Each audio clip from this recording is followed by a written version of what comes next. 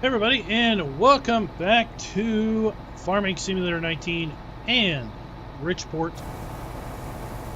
Now, the news is that as of, I think, Friday, RichPort had moved into console testing. Seems to imply that it has passed PC testing. So we are just maybe a few short days away from seeing RichPort released for all platforms. It's hard to say we'll get kicked back after it goes in for console testing or not, but it is definitely the final step in the process.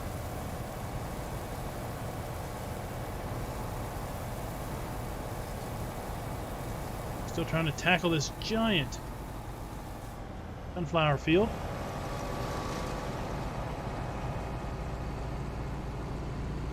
How's everybody doing tonight? Valentine's Day. Hope you have satisfied your requirements.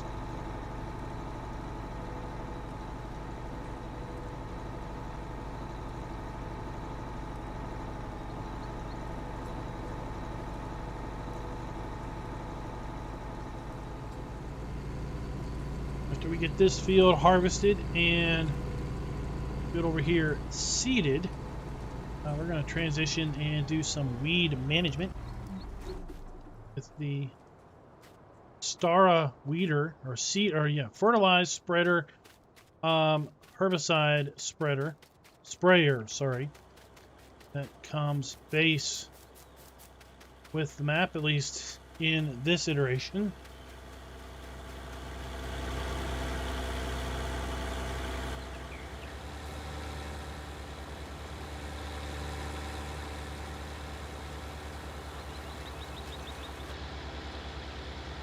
Remember, we had the good old crop sensor up front doing our ground testing as we put seed in the ground.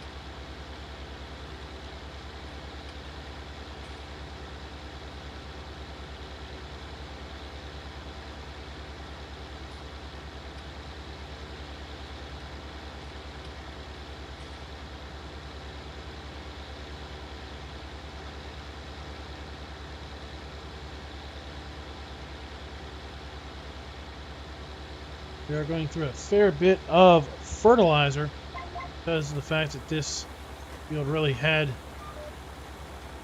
no previous nitrogen applications to it.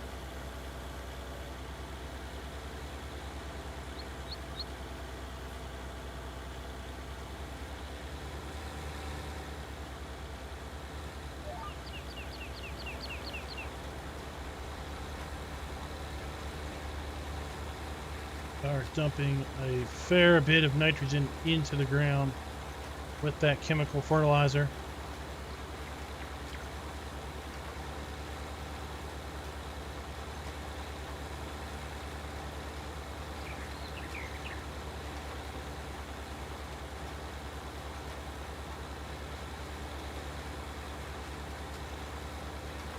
Those of you playing with precision farming, do you set it to auto, or have you moved along and do you now just set your application rate manually? Hey Lane, what's up?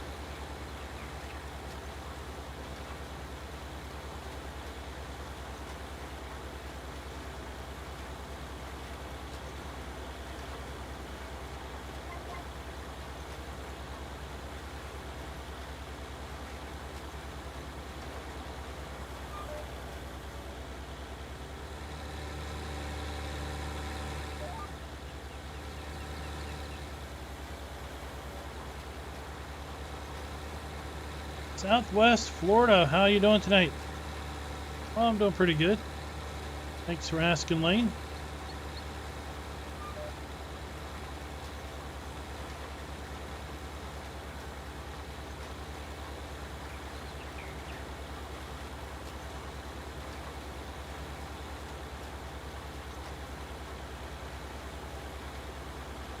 That's good to hear. It's good to hear.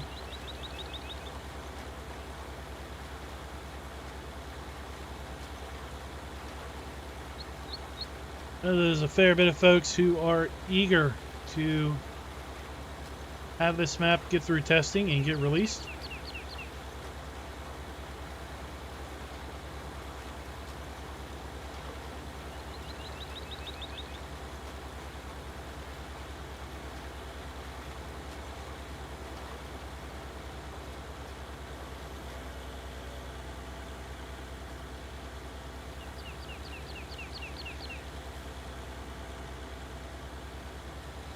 Well, Blood Raven, that's what I'll call it, just call you Blood Raven. It's really all about, at that point, with respect to slurry and manure, is reducing your cost. If cost doesn't matter to you, then yeah, it's in essence an extra step.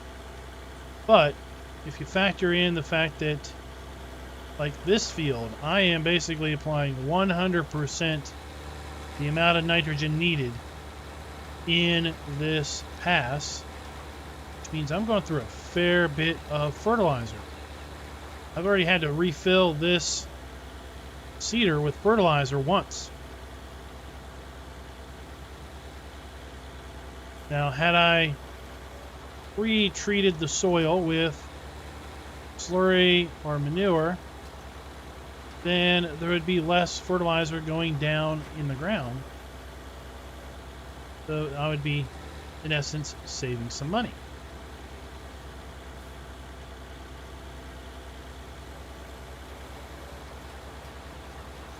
And not every seeder and planter will also apply fertilizer. So it's not always going to be the case where you're going to be able to do it all in seeding and fertilizing in one pass.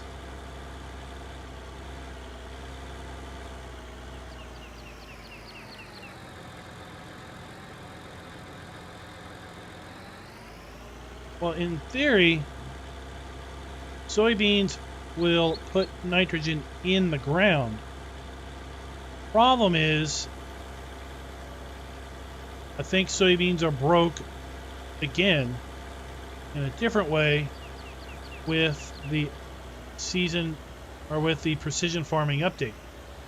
I've not planted soybeans myself since the update, but what I'm told is that soybeans do not put nitrogen in the ground after harvest, and they should do that.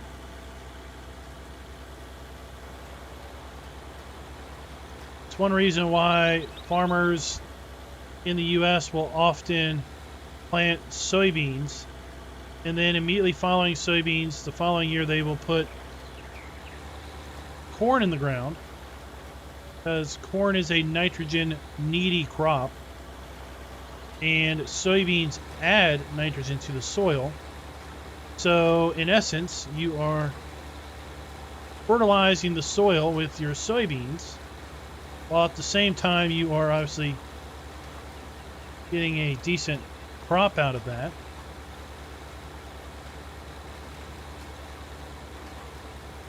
Now I think oilseed radish might also add soybeans or add nitrogen, although I personally don't really use oilseed radish in my general gameplay.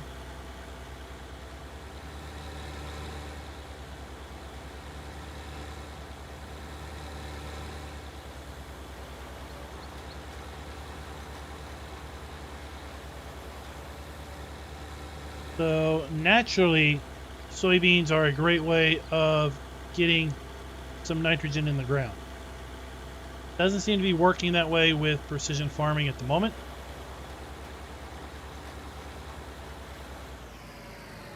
I think they fixed some aspects of precision farming, but ended up breaking some other aspects.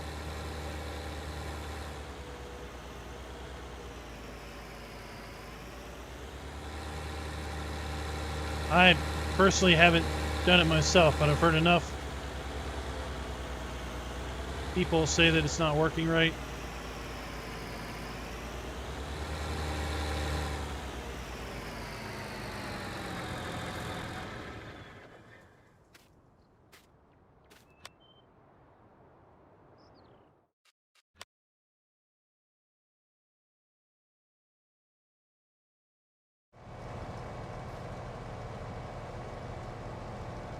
Oh, this field is massive.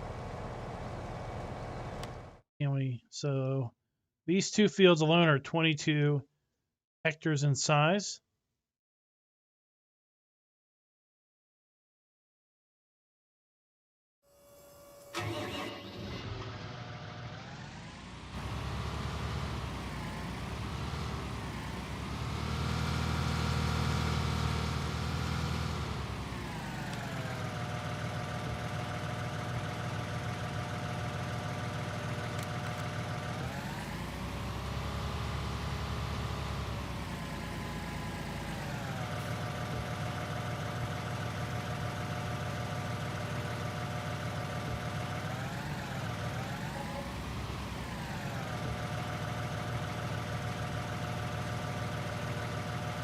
So if the starting equipment does not change, then this sprayer is going to be part of the starting equipment.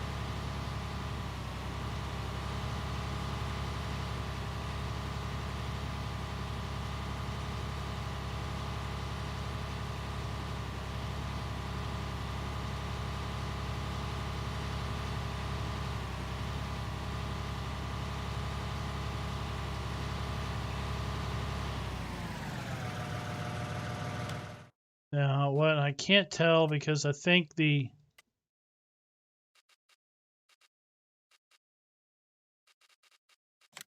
oh wait. I'm not playing with seasons. Okay.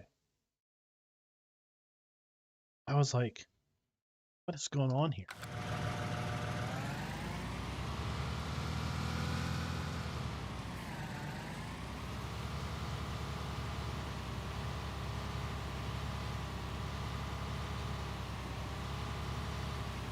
Right now the map has some interesting thing going on, and maybe it's been fixed in the Giant submitted version. But the weeds turn brown as I get close to them. And then as I drive away from them, they turn green. But the downside of that is when you're spraying, you don't really know, are the weeds you're spraying brown because they're dead, or just brown because the textures seem to be flipped somehow.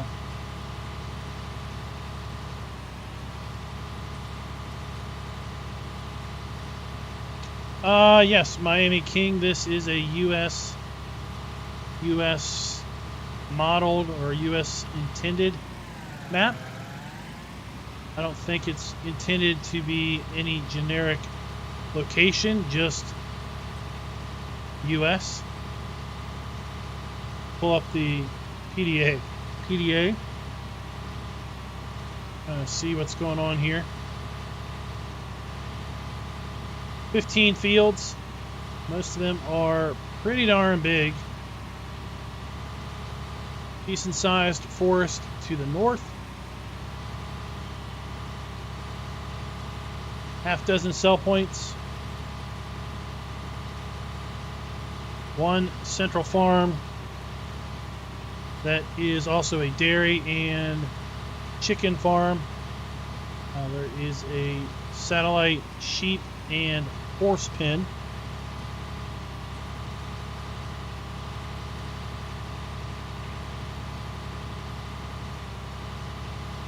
Blood Raven, I really don't have an all-time favorite. I try to spread my gameplay around and different stuff on different game saves.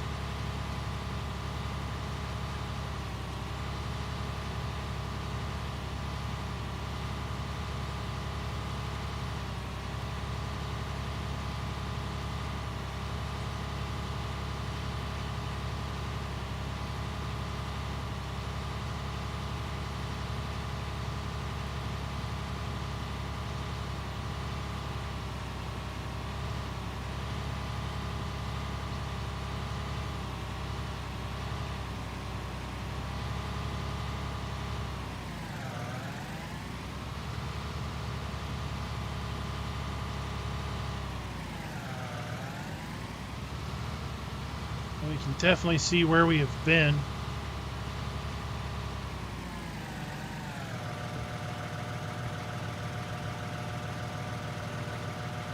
that regard, what are we at? 95% on our harvester. Hire said helper.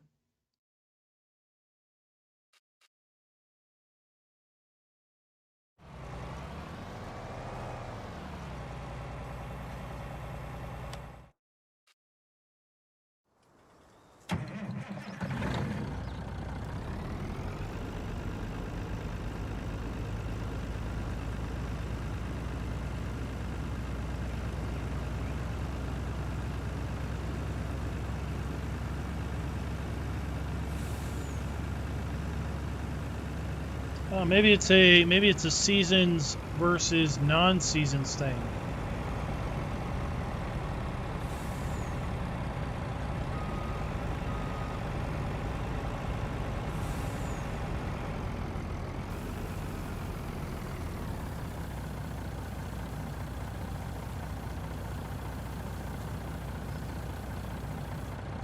See who takes sunflowers.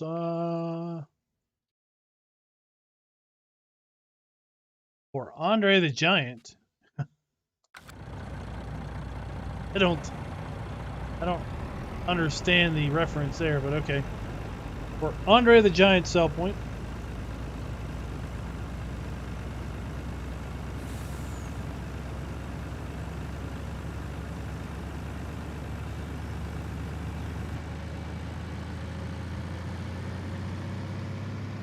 I don't know if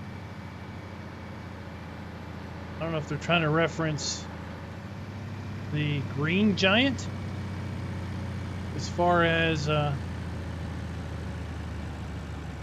food references go, or what?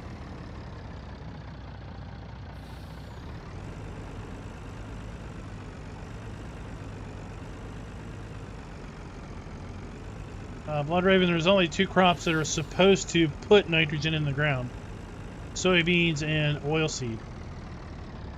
Every other crop is a nitrogen user.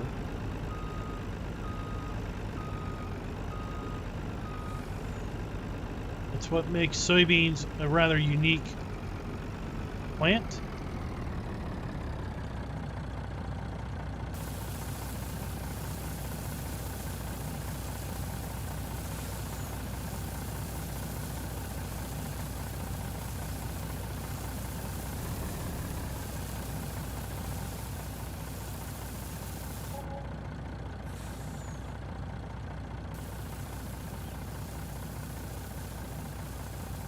$86,000. That's a pretty darn good price.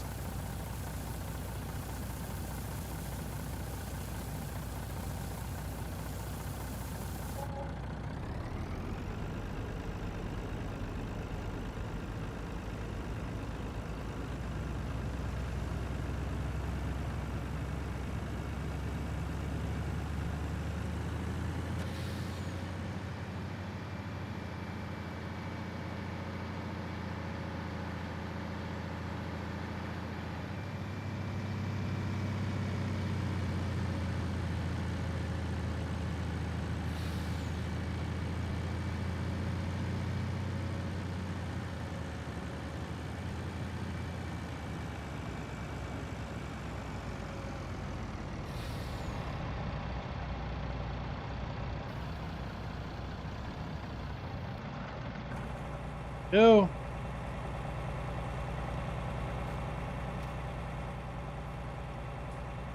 Oh, I thought we were getting...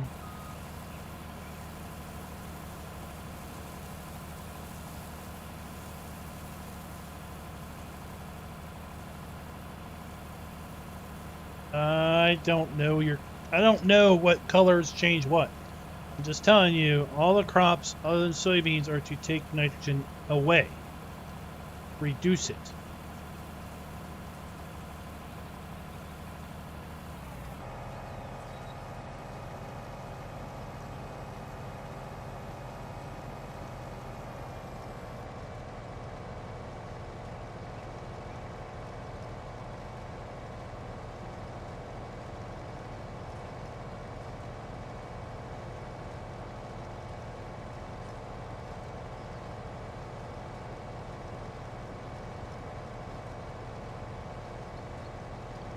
Very interesting shape to this.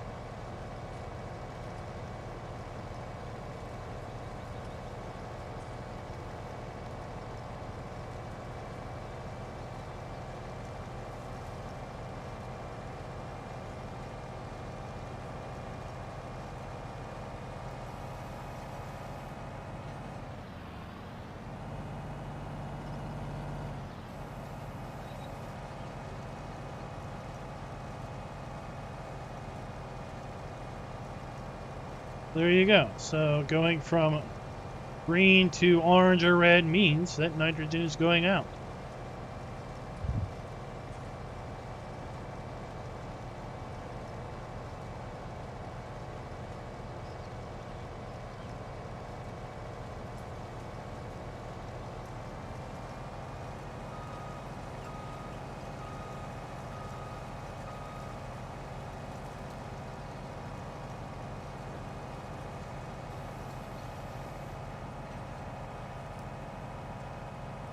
Then depending on the soil type, will depend on how much nitrogen is taken out per crop.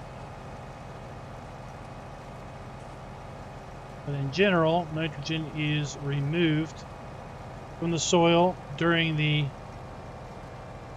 crop's growth,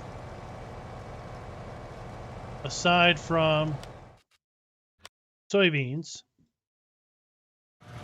and oilseed.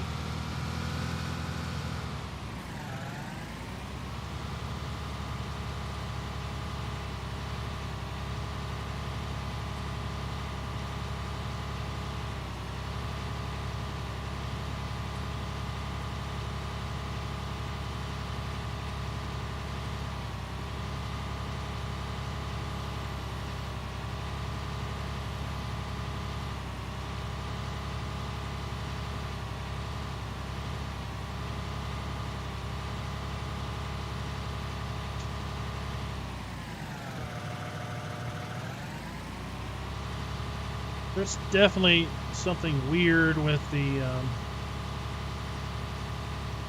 weed textures. We're getting tall weeds, tall brown weeds, but we don't have the all flowered weeds in front of the seeder.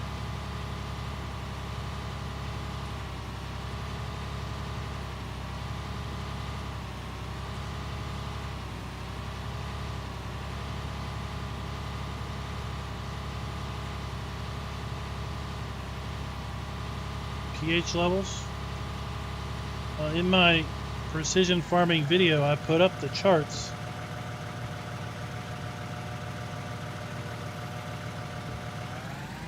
On what pH different crops for different soil types wanted.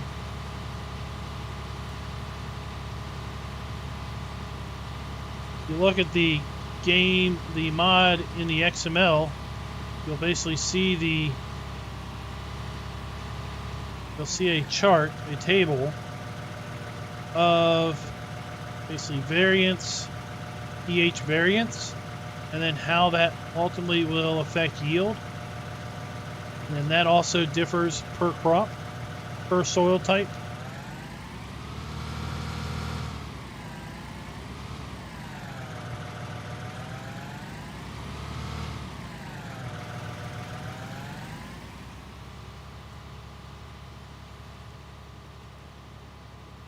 So in general,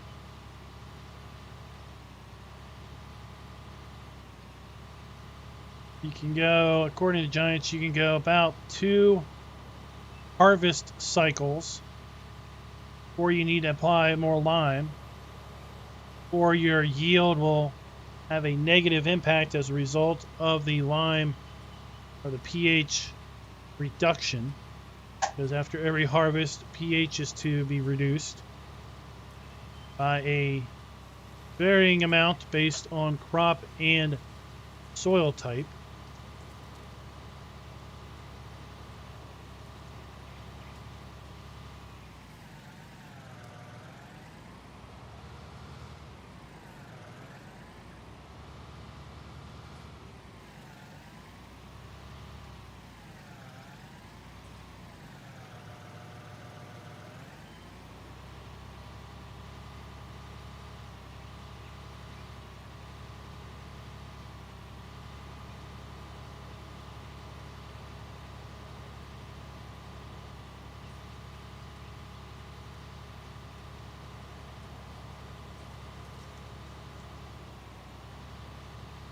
Now, of course, if you wanted to and you had the time to, just apply lime after every harvest, since it's applied at a rate that's, the rate that it's applied is only the amount that is really needed. It's not like you can over apply it. So you'll only ever be putting in the amount that's needed.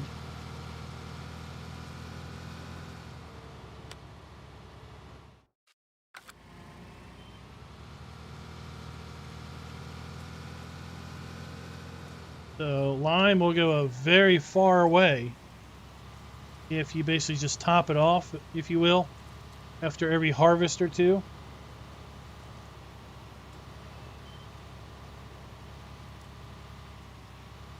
I don't know, Blood Raven, if...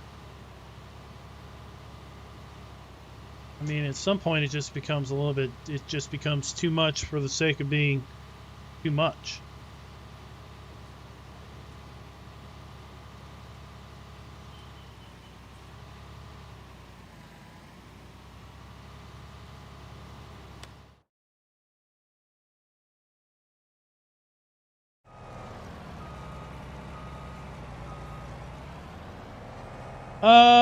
Flaming Flamingo Boot, yeah, it's a nice map.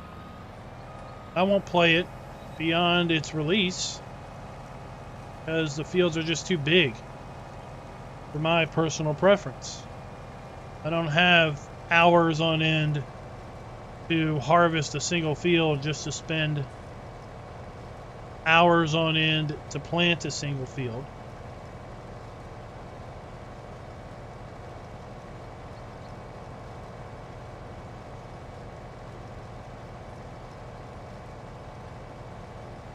But if you're the type of player that wants to use multiple harvesters or automated tools like Courseplay, follow me with multiple harvesters, multiple pieces of equipment, and the bigger the fields, the better.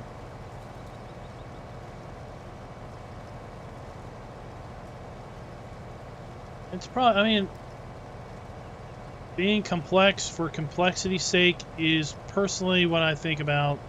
Personally, what I think about Maize Plus.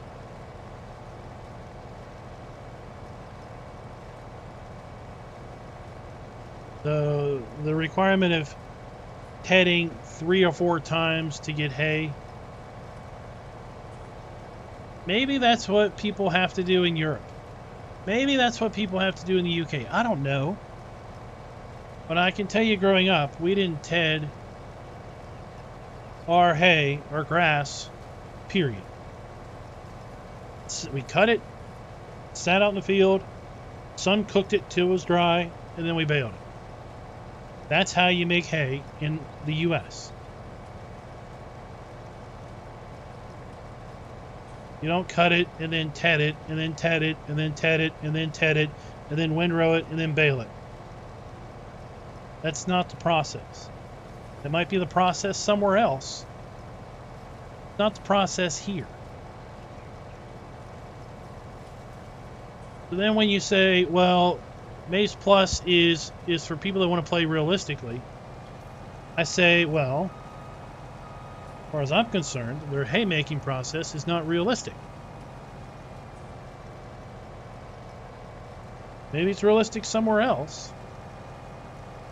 You don't need to be up on your high horse about how it's not realistic until you use it.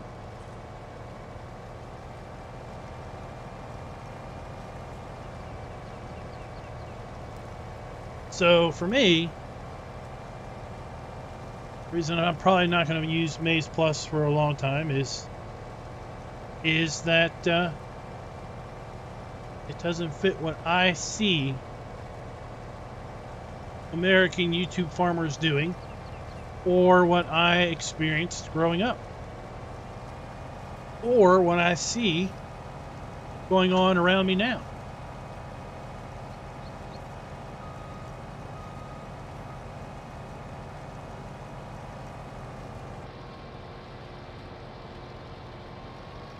You know, I'll hear folks, I'll see comments on YouTube where folks will talk about how cattle are fed in their region of the world.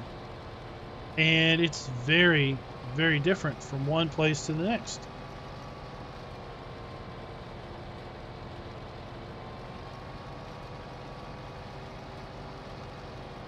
It's different if you're doing beef cattle versus dairy cattle, probably.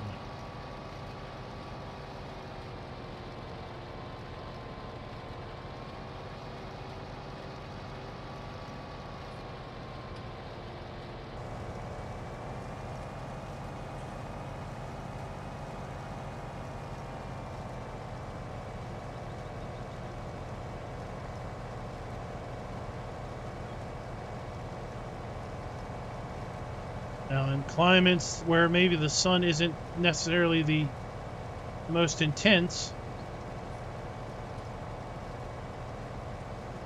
then yeah, maybe you can't really make hay without doing a whole bunch of extra processes. Growing up, we didn't have animals. We were just a crop farm, if you will. But we raised Timothy and alfalfa, and probably you would just call it field grass. Just have a cheap grass. Those were our hays. And then we did soybeans, corn, and typically wheat or barley.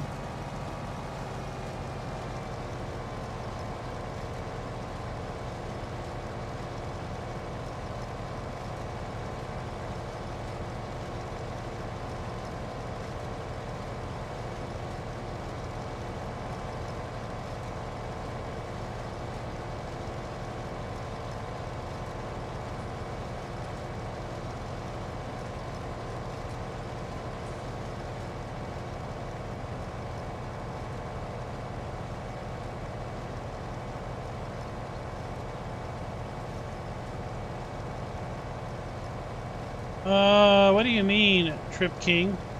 Like here? This doesn't come up? Or that isn't there?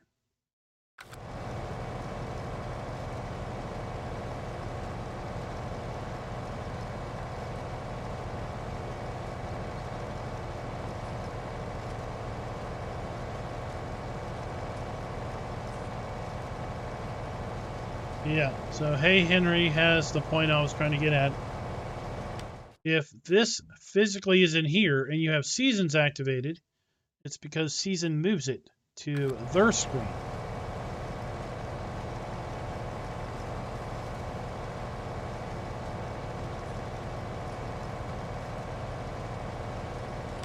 So this isn't there?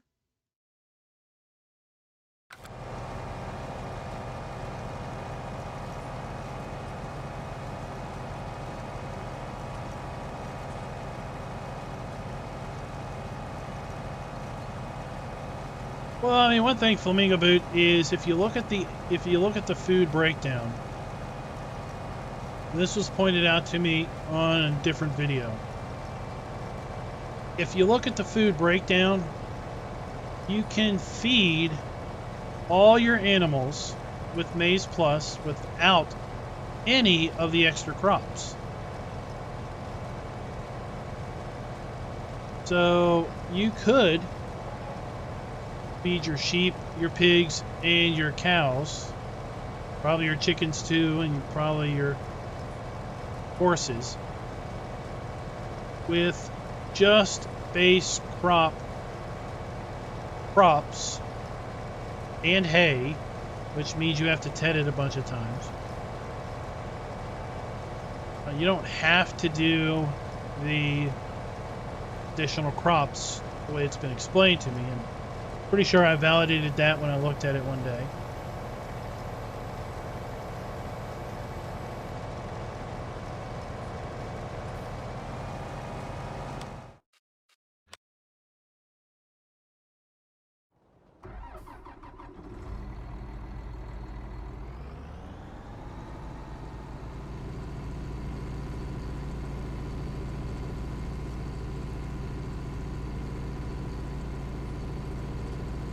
All right, when you say you take the mods out, did you physically move the mods out of your mod folder, or did you simply just unactivate them?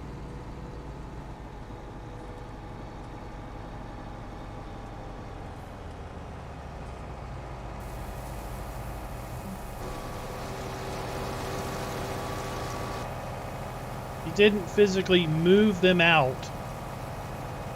Move the mods out of your mod folder.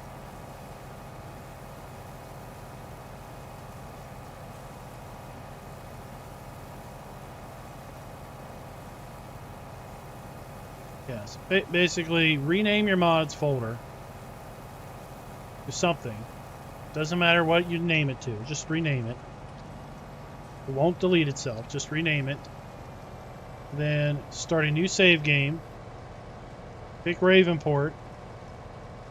Be no mods to activate because you renamed the folder. And see how the behavior is.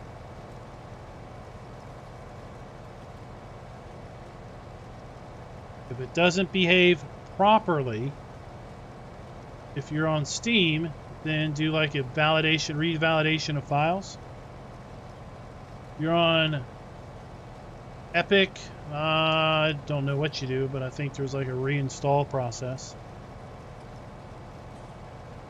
You're on Giants Download. Make sure you got the latest version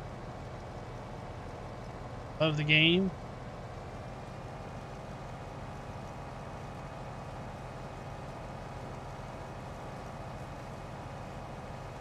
Basically, by renaming your mods folder, you are guaranteeing that you are not having a mod conflict.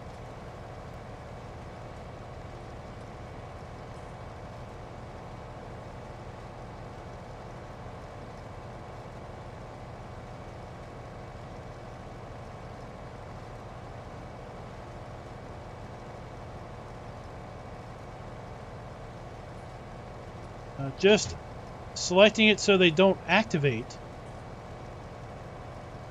it doesn't necessarily keep them from affecting you.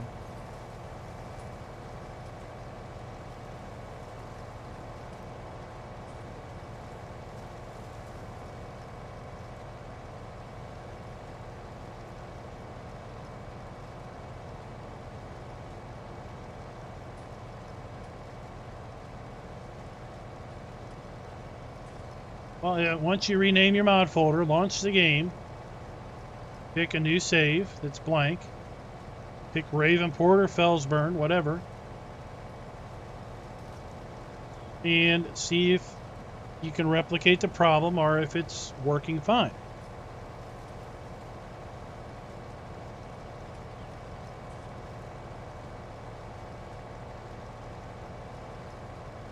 Because the way the game loads, when the game loads, it loads and reads your mods before you even get to the main menu.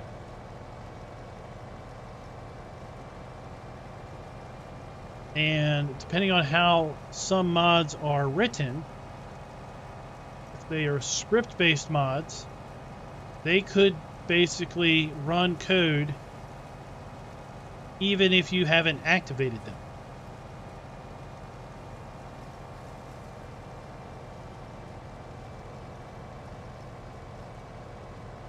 Let's hire a helper and I'll show you. So this is my game log.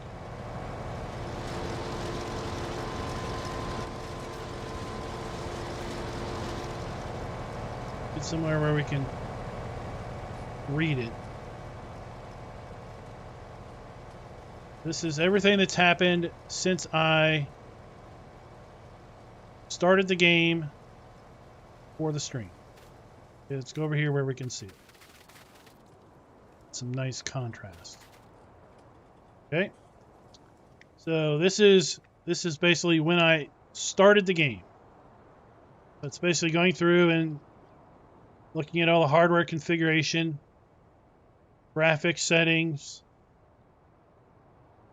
Okay. And it's loading DLCs Still not loaded the main menu yet. And here it's loading through and looking at every mod in my mod folder. Still haven't gotten to the main menu yet. Giving me a bunch of warnings about key bindings, but that's okay. Still haven't loaded the main menu yet. Okay, and basically, at this point, I'm now loading a save game. Now it's loading in the mods that are in the mod folder. But up here, before I even get to the main menu, it's basically read them all into memory.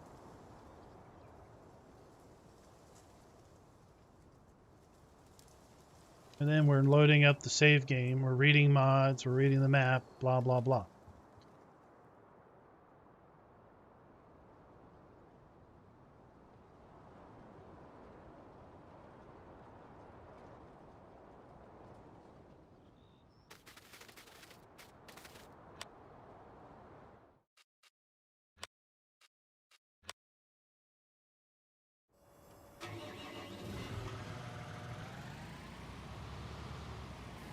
Lane, I do not play with John Deere tractors.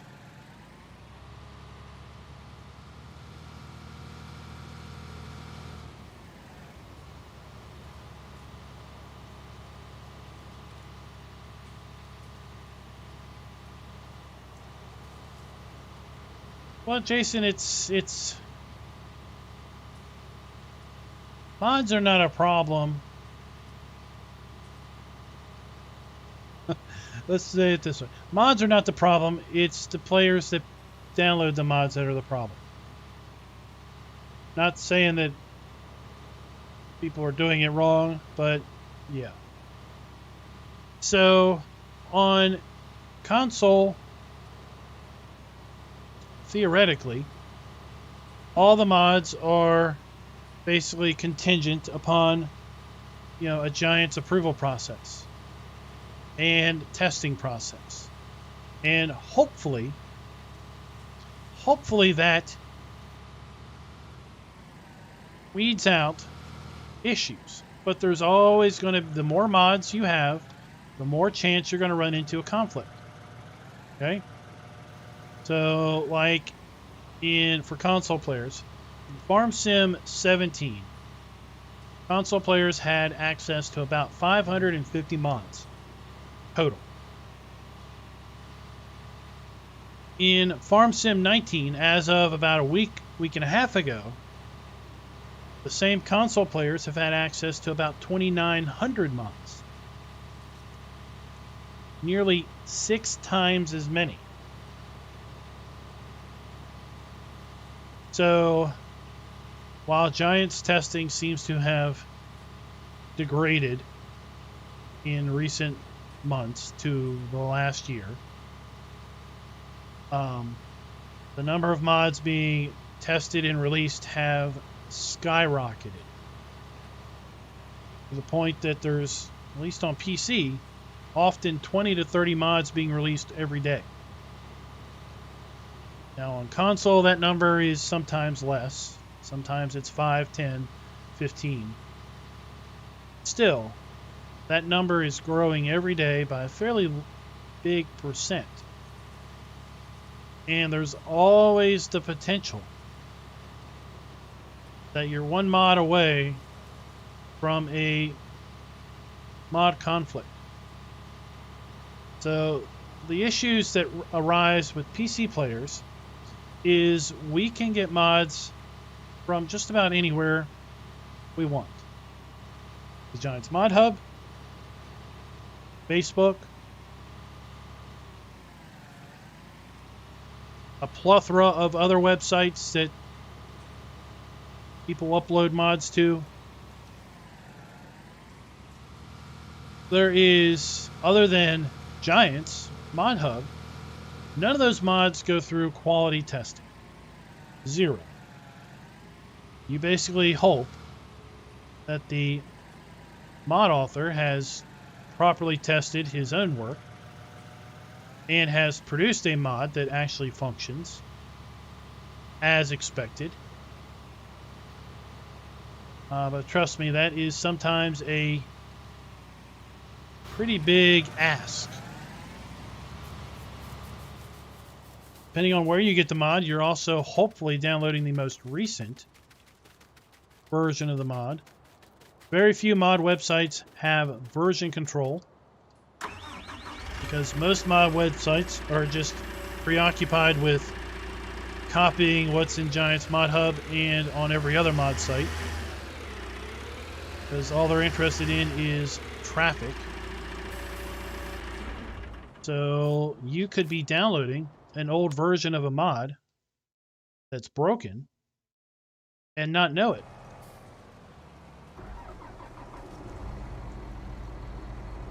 With PC mods comes the ability to have custom scripts in mods. Quite frankly, I think the most desired mods for console players are the mods that are scripted. Well, when you have scripts out there that run, they could do just about anything. You could get a bad script that takes your game down. So it's just being careful. Trip, you close your game. You can rename it, but you can't have the game running. Exit the game, and then you'll be able to rename it. So basically, it's like the difference between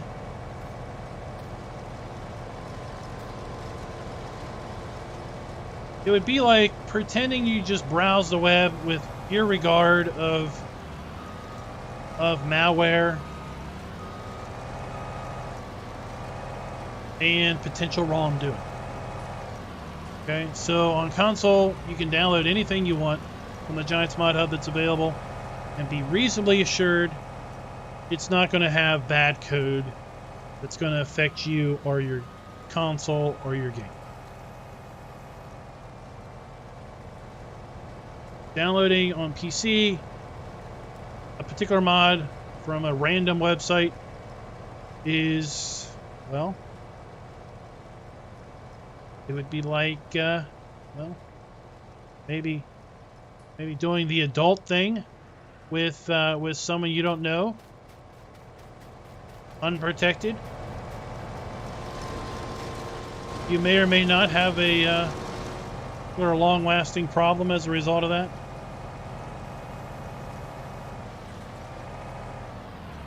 So that's what bites the newest PC players, is just,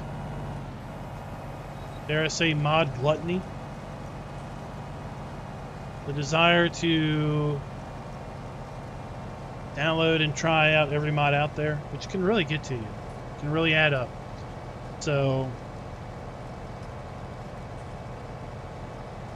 what I do and what a lot of people do is we run different mod folders for different save games. So I've got a specific mod folder for this map that only includes the limited number of mods that I have activated for this map.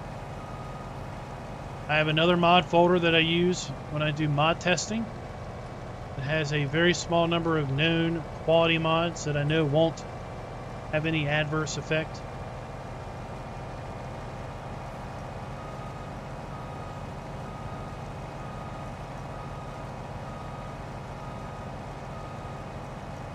Placed egg pallets and chickens. Okay. Let's see how many egg pallets we got before we ran out of spot. My Erlinggrotz playthrough, I had a separate mod folder. I maintain different mod folders for multiplayer.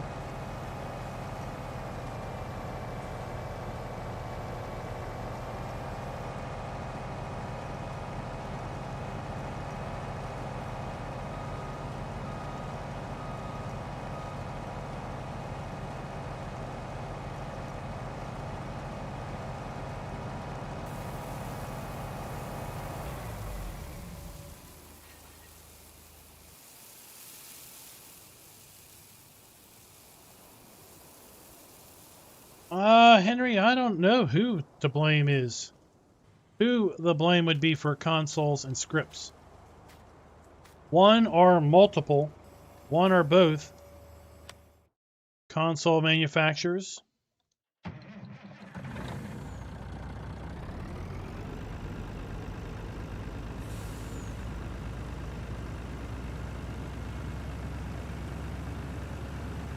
I've also heard it's due to the fact that the way the game executes on console, everything has to be an executable. Maybe that was respect to Xbox. Maybe it was also with respect to Sony. But I had heard that everything had to be an executable. So basically the only way to get it an executable, a script, into the game would be to add it to the game files.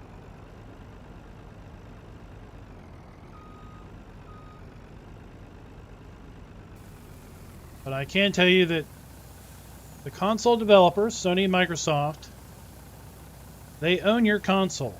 Even after you bought it, they own your experience. You can only have the experience they want you to have.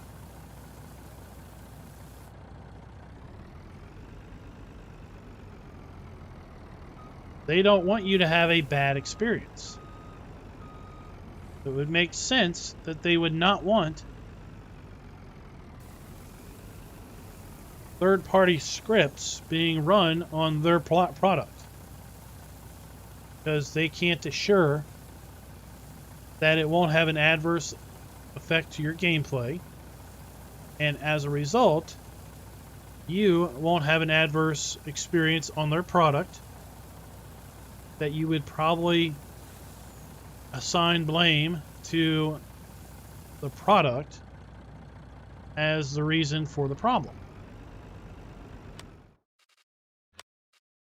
Let's go to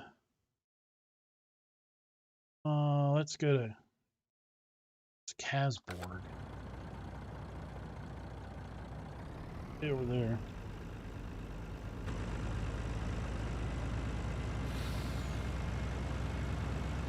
So seasons, the base game had to be updated in order for seasons to be added in 17 and 19.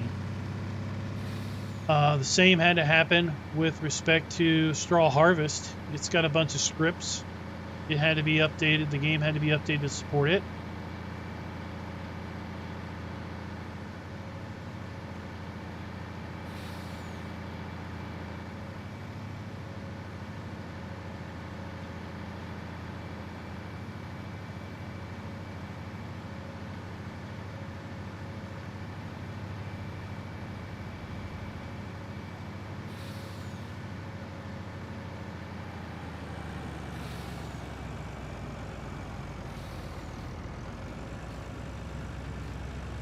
Oh, wrong way.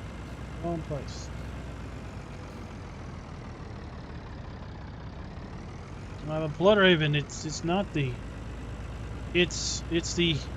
They had to write seasons functionality into the game and then basically go through Sony and Microsoft validation, because every time a game is updated, it has to go through Sony and Microsoft validation.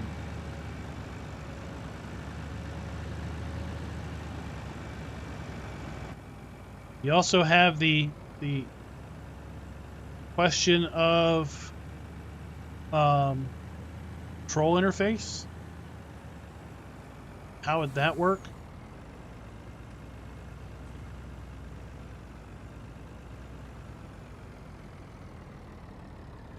But in general, that not go away when I drive on it.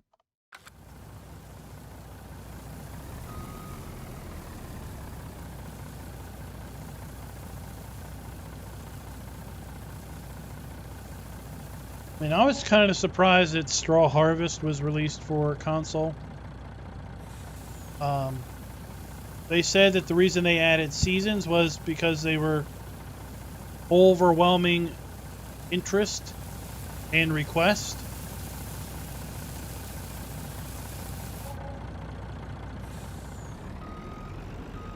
But I didn't really think there was overwhelming interest and request for straw harvest.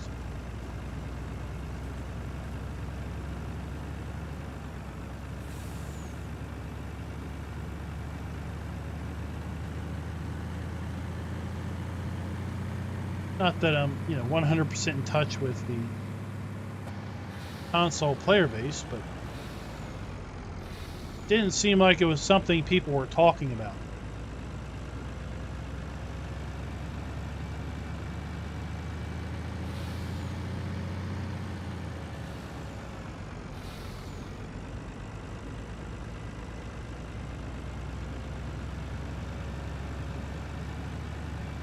Klein, I already told you, I don't run John Deere.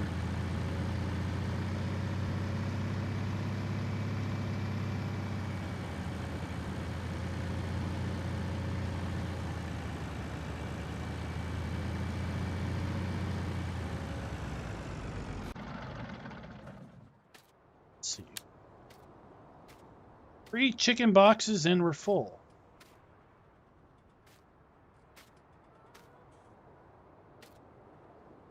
So we could sell these.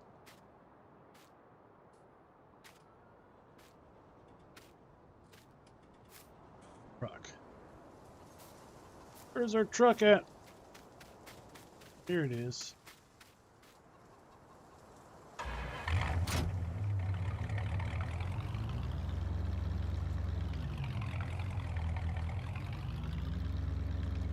Yeah, Straw Harvest was a paid mod for PC in 17.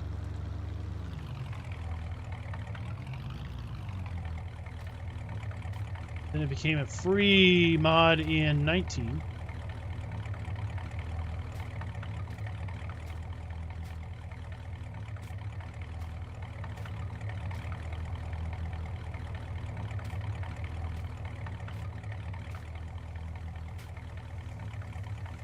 Yeah, Blood Raven, I did a whole video on it. Multiple videos on it. I think it's a fine DLC. If you are, if you're into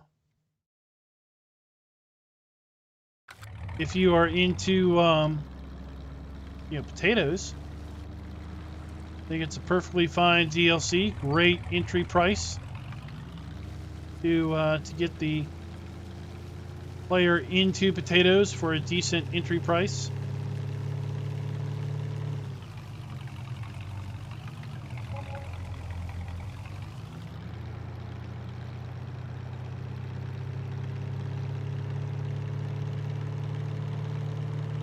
All right, thanks for dropping by. Hey, Henry.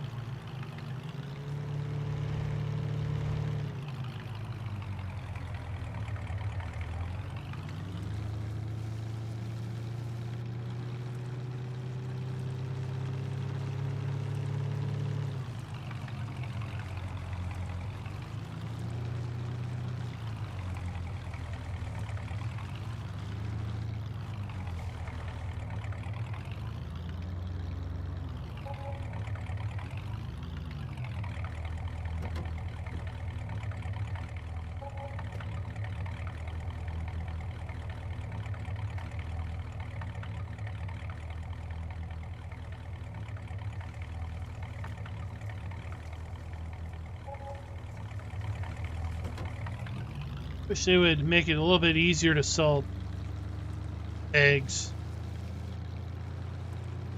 Like, one box sold just by driving over it, but inevitably you run into issues. Hey, Malachi, what's up?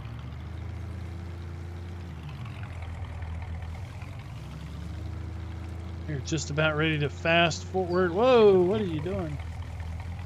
Fast forward into tomorrow. Some daylight going on.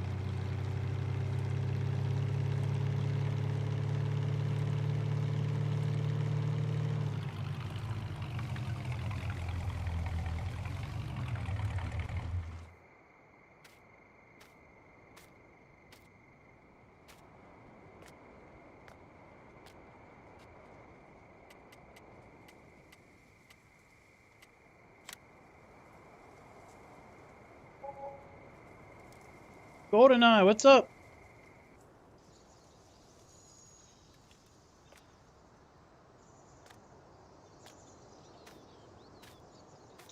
I got it from idrivethewayIwant.com. I didn't hit anything.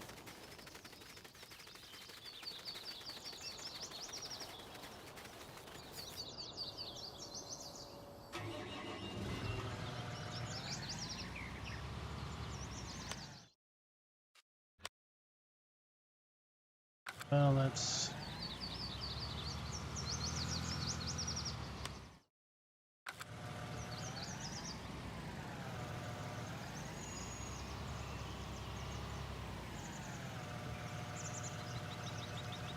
I'll hire a helper off on the other field.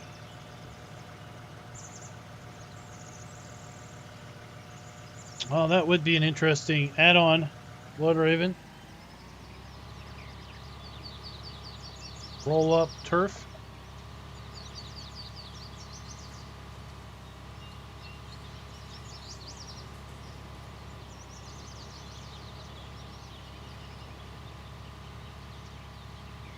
What's up, terraforming?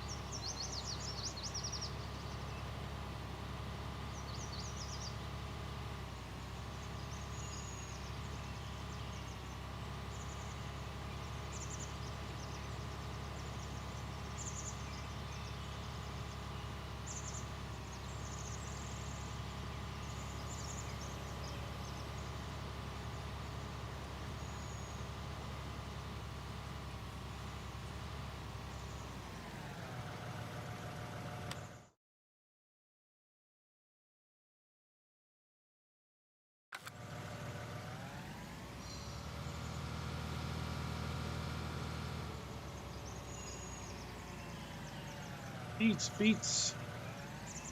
4 beets. All the beets you could ever want. One low price.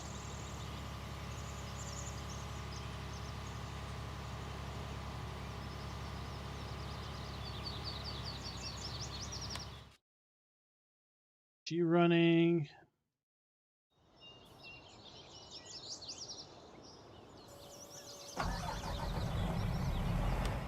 Oh, let's see. What else can we harvest?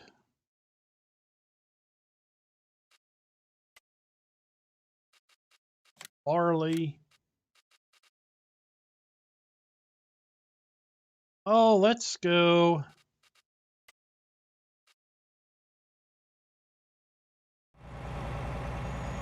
I'll let you guys pick. Do you want to do field 13 or field 9?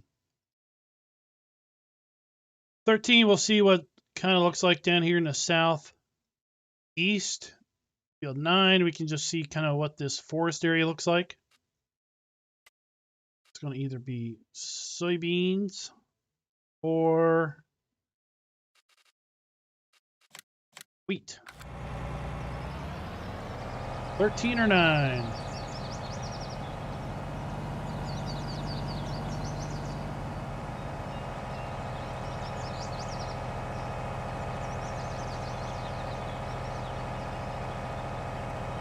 Oh no, isn't Stone Valley flat?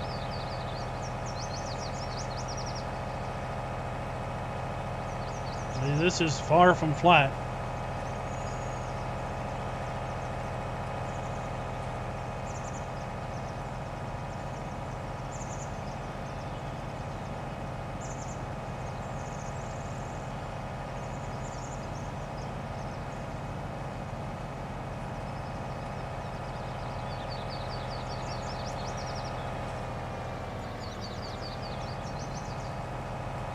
Why are you backing up?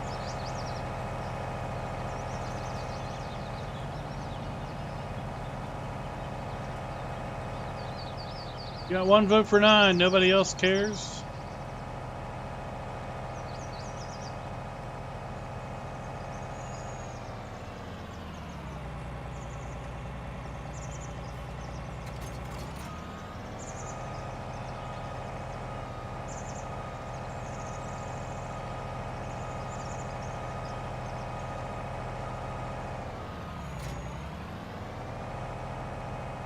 2 votes for 9, no votes for anything else. So,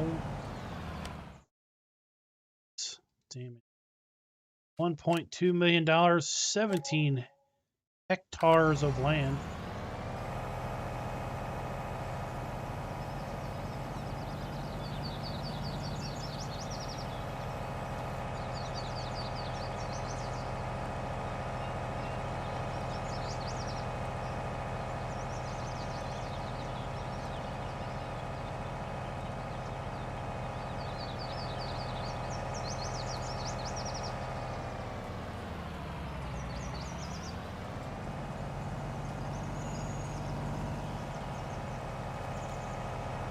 Oh, well, I mean, I used, where's that? I mean, I used hired helper on field 8. He just harvested it at an angle.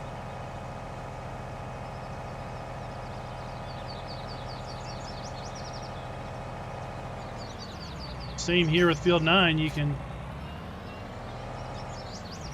get the bulk of the field, and then come back and just do the top a little bit.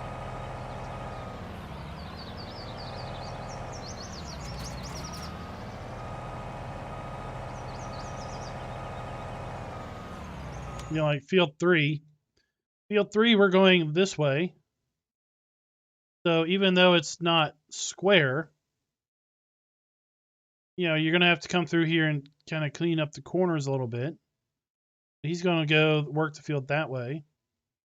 This field, I worked the field this way, starting at this edge, this way, and then I did the field this way to clean that part up. This field, I went straight up. We went kind of at a weird angle. You know, down here, you could start at the bottom and just work your way up. Same with this field. Field 15, you could just do this way. Then kind of whittle that off. Same with field 6, north-south.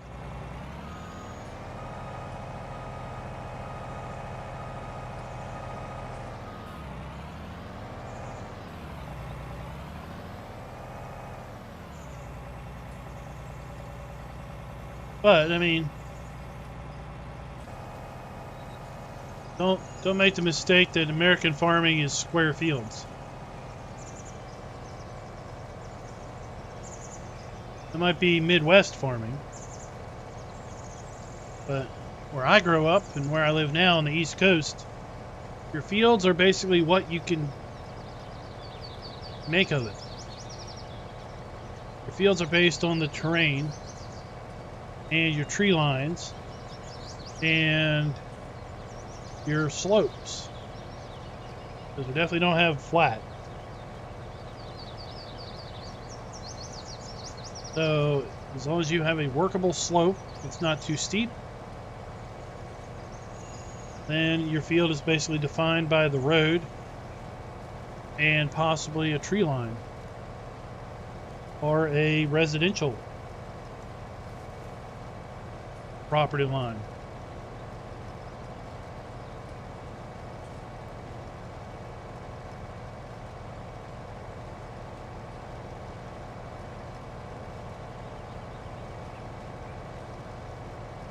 Now here we're getting low yield because I'm sure this field has low pH, low nitrogen, which you don't really need.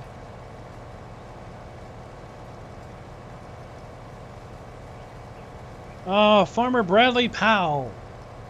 This map, as of Friday, was pending console testing. Basically means that it cleared PC testing, as best I understand. So it depends on if it passes console testing, how long that takes, what process that is, who knows.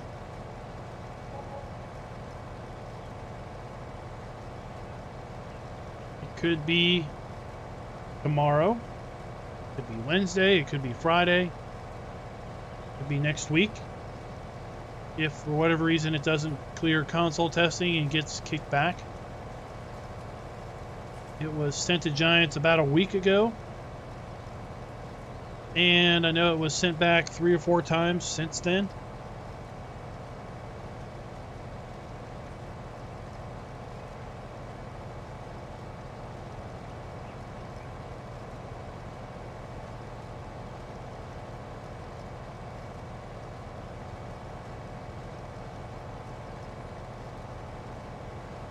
It is going to be on the Giants Mod Hub. It's the only way it can be for console.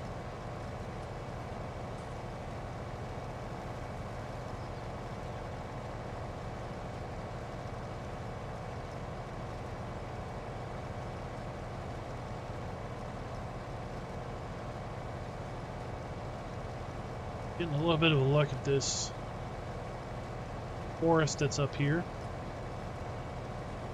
Something else that I learned is that all of the placeables around the farm, all the animal areas, they are all going to be uploaded as individual placeable mods also.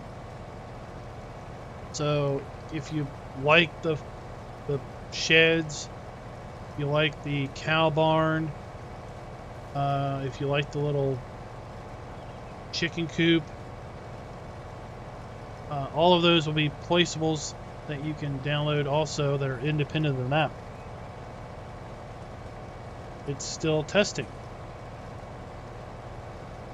They chose to do a simultaneous release as opposed to a PC release and then a console release.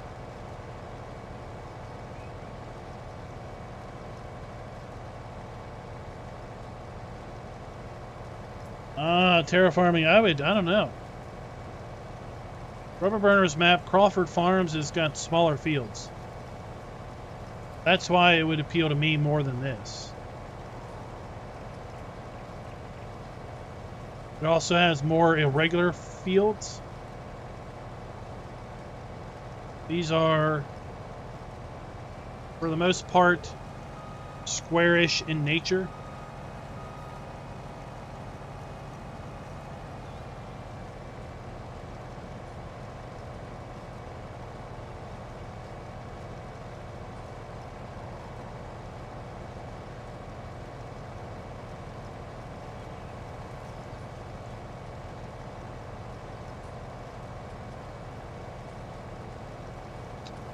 Well, Blood Raven, I have no idea. I have no idea. I've got my own frustrations with Giants. I would love to think that it's because we have the B team keeping the lights on for Farm Sim 19 because the A team is focused on whatever's next.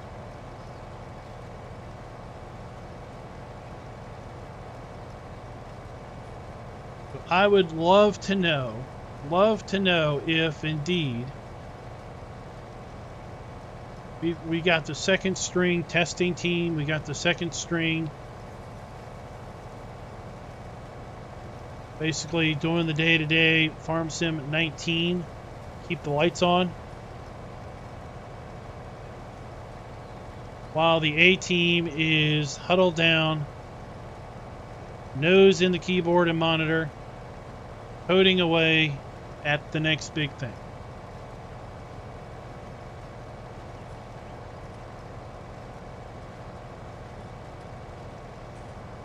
That would be about the only explanation I could come up with.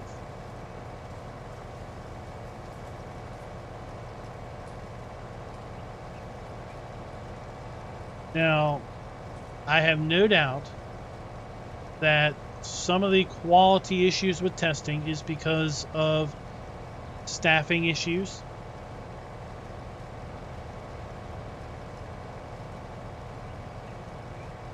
If you look at the number of mods being released on any one given day, we're getting like 30 new mods a day, okay, being released in the mod hub.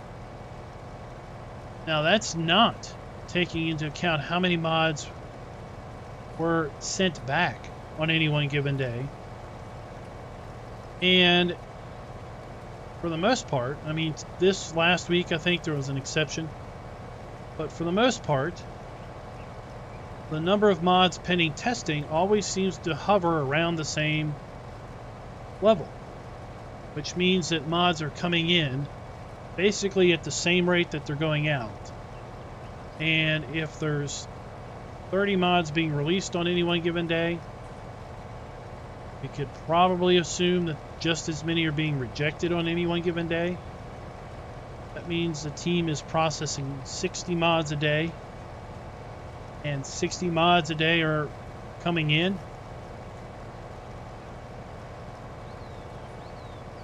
I know if I basically was working that queue day in, day out, week in, week out, month in and month out, no matter what I did, the number of mods waiting in the queue never goes down.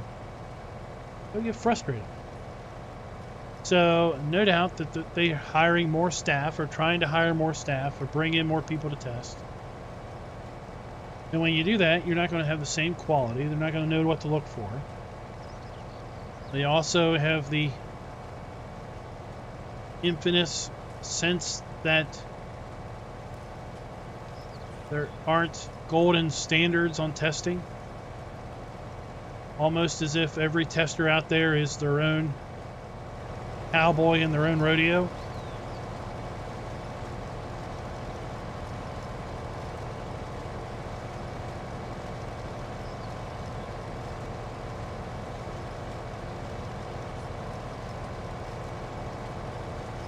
So I'll give you an example of that sense.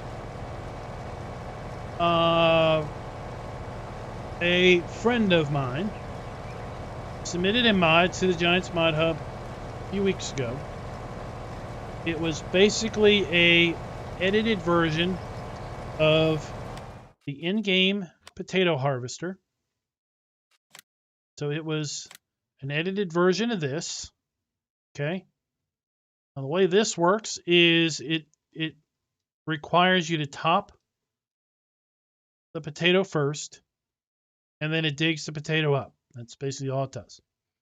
So what he did is he gave it some tire configuration changes. He added some decals to it.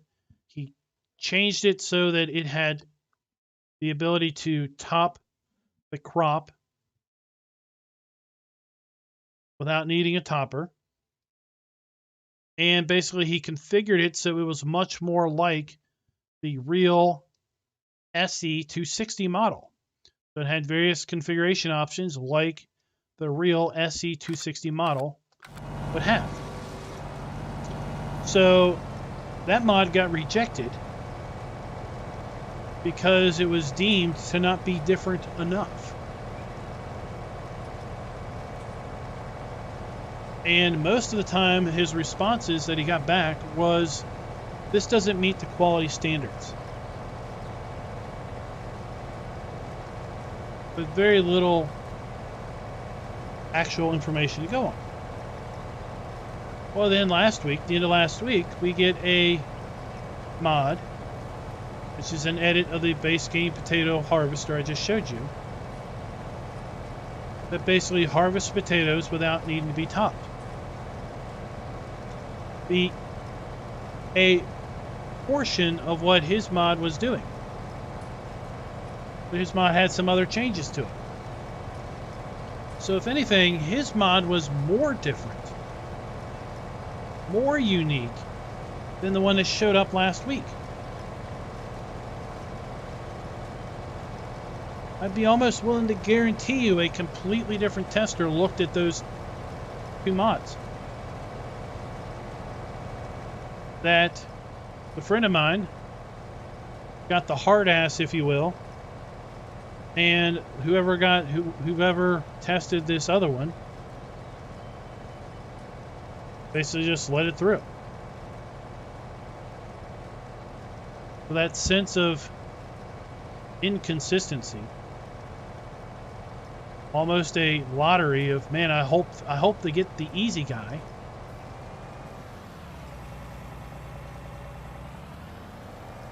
You know, if you went to college You remember, the whole course selection, signing up and be like, oh man, I hope everybody knows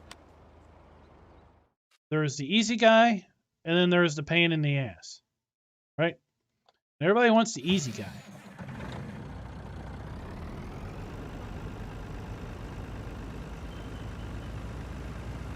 It's like, oh, this guy's retiring at the end of the semester. This is his last semester. He doesn't really care. But he's going to hand out A's like they're going out of style. You want that guy. You don't want the guy that's brand new, that's basically trying to make a name for himself and prove to the dean that he deserves to be there. Because he's going to be the hard-ass guy. So everybody wants to sign up for the guy that's retiring's class.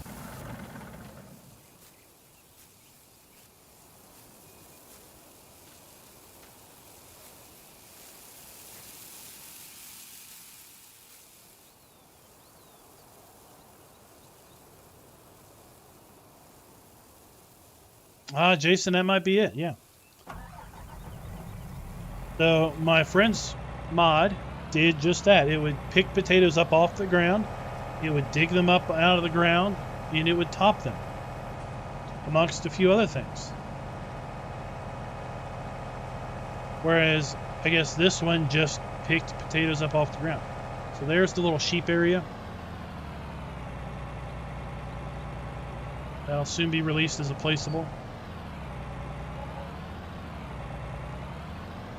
Get this guy lined up and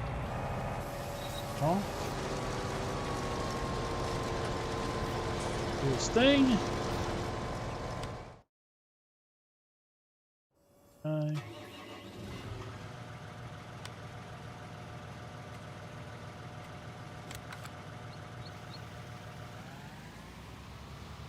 Take care of him. So yeah, I would hope that the issues as of late, because the A team is focused on the next thing and the B team is on cruise control,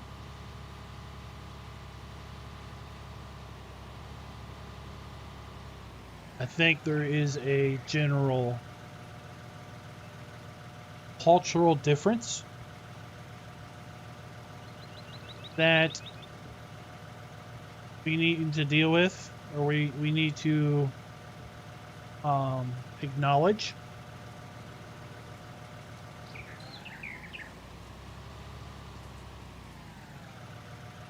But in the end, we don't know the whole story. I have a sense that both sides to the Oxygen David Giants thing aren't telling us the literal truth. Either side that you agree with, quite frankly, is probably being spun a very specific way. So if you believe the Oxygen David side, understand that you're probably hearing the story spun the way he wants to tell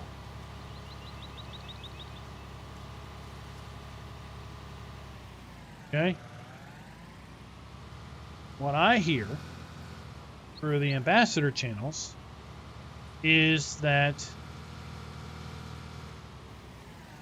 they were unsure why he was claiming that no one was communicating, that he was being blackballed, or no one was communicating back, because as far as they were understanding, communication channels were open and they weren't getting anything from him back. So it was as if they were waiting for communication from him and they weren't getting any. So is it a case of Oxygen David communicating to the wrong people via the wrong channels? Is it a case of Giants acknowledging only that Oxygen David is not communicating through the proper channels, and therefore they're waiting for him to communicate back through the proper channels, but not say that they're waiting for him to communicate back through the proper channels? There's many ways to spin things. to tell the truth, but not the truth at the same time.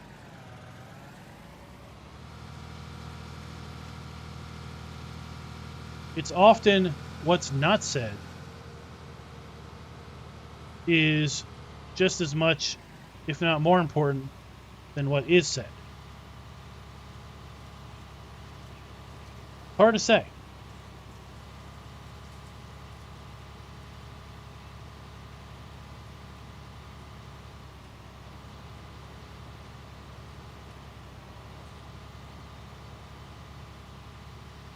Well, Blood Raven, those 3D tracks were in a DRM encrypted DLC. In pretty much most civilized countries, there are very strict rules in breaking copy protection. So basically using a cracked DLC file that is under DRM, digital rights management, is very much against the law in many countries. So they are very much in their right to do what they did at the end of the year if they felt that there was evidence enough that those tracks were indeed the tracks from the 9RX that was part of the DLC that is still very much DRM protected.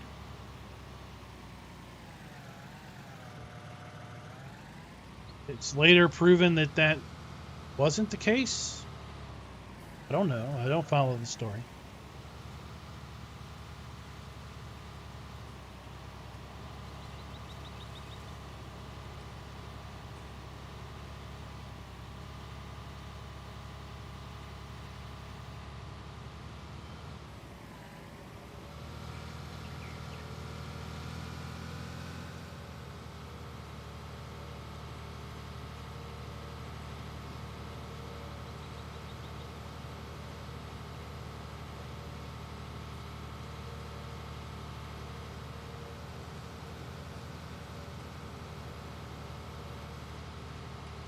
Well, I think what he's saying is there's 3 sides. There's the truth that's told from each side, and then there's the real truth that maybe you never get.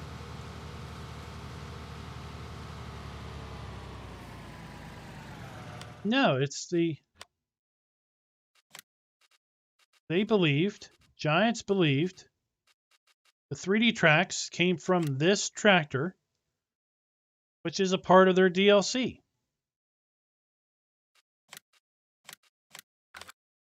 Part of the Borgalt DLC. So let's get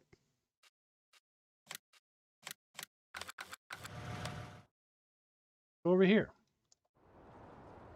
So if we look at this, okay, that is a flat. That is flat. Okay, that is a 2D, 3D texture. Very flat. Okay. Now we look at this. That is probably a bad tire to look at, but that's kind of 3D-ish. That is very much a 2D track. Okay. This is the track from the Giants 9RX from the Borgalt pack. That is very much 3D on both sides. You got the little cogs on the inside, and then you got the tread. Very much 3D. This is that, which is fake. So the treads were this, and they had reason to believe that they were very much that exact tread. that exact model.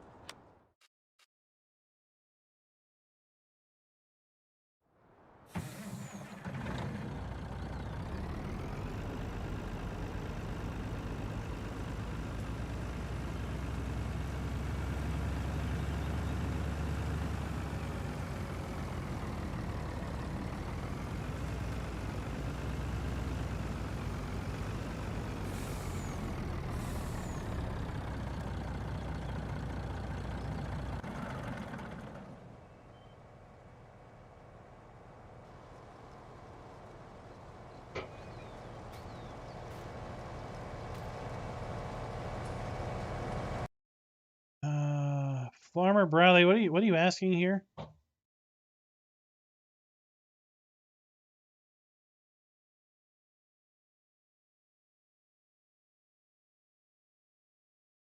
Well, it depends on what the errors are, but probably it's from that map. Depends on what the errors are.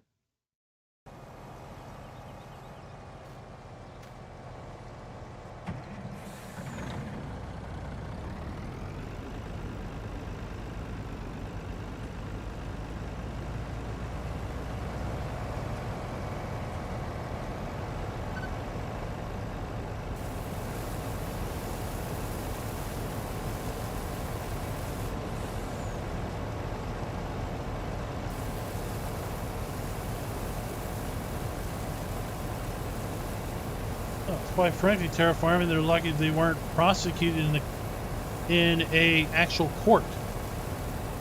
If there was indeed evidence that they were obtained via cracked DRM. I mean, in the end, it probably wouldn't be financially prudent, because it would probably cost far more in legal fees than it would be worth.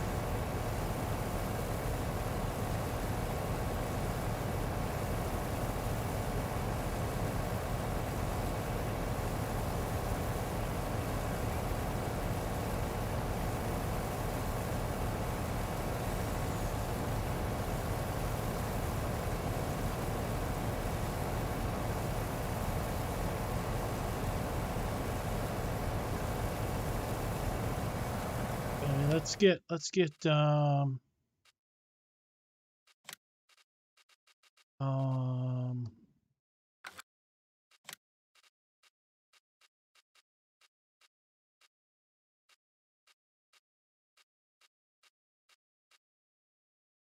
don't have the tracked class. Go to this one.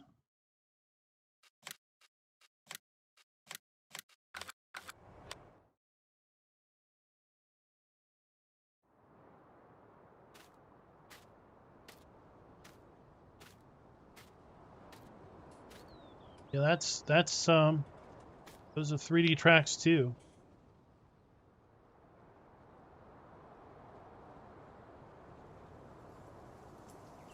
Wireframe, that's pretty nasty.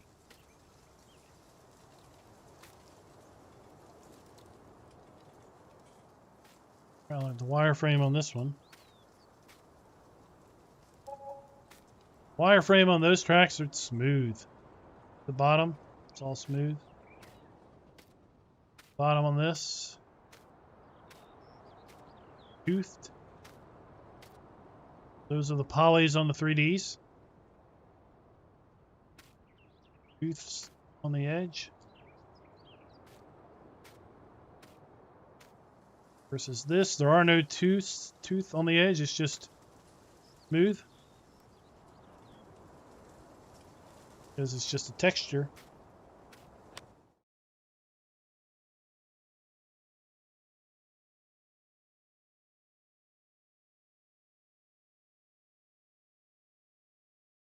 Well, Bradley, as I already told you, depends on what the errors are.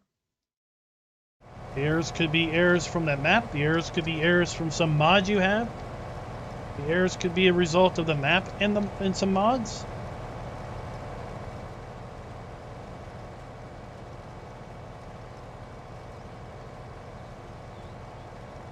So you just need to look at the errors and deduce, are those errors pointing to the map? Are they pointing to a mod? There will be a path. There would be a path in the error. I don't know what that is. Oh, that's where I hit sleep. Yeah, I know.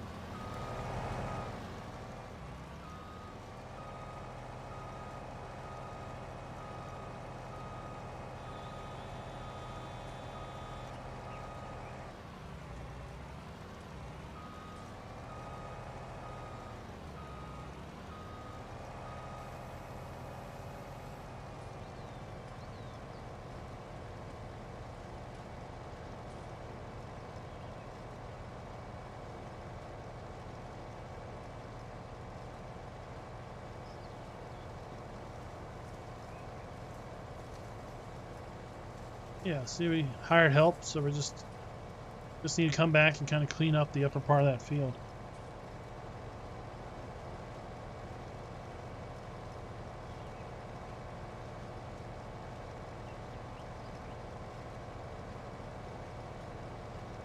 So it's not saying that every 3D track came from Giants either, but you know, they have a method of knowing or looking, and I guess if they feel that there's enough resemblance between those tracks, either on the 9RX or on the Kloss, and the tracks that were submitted, that an independent person making the tracks would not have made them that way, would have had a very low chance or probability of basically making them in the same general fashion. Maybe the way things are named, maybe the way just coded. Maybe Giants has a way of leaving a digital signature in their models. Hard to say.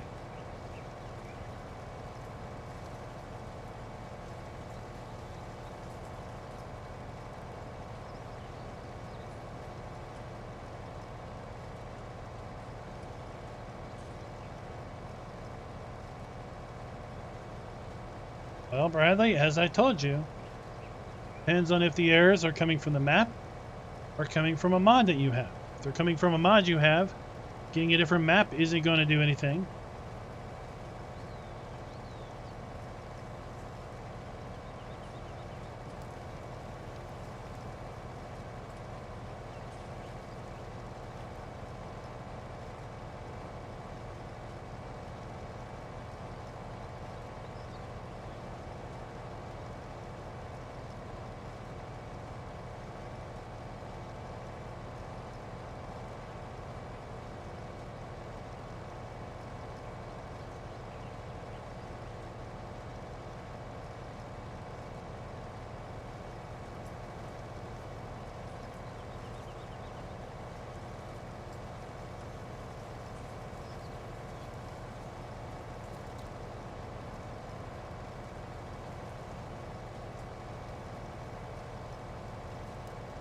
So just as a general rule,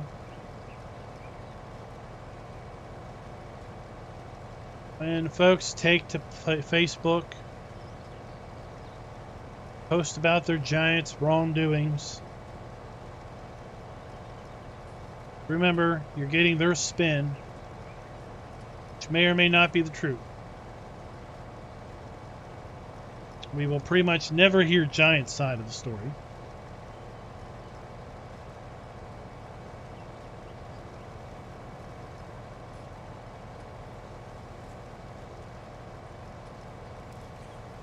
The reason we won't ever hear Giants' side of the story, I think, is kind of a cultural thing.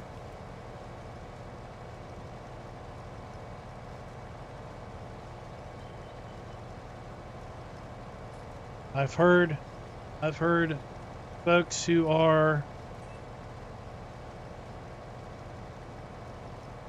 from a Germanic type country.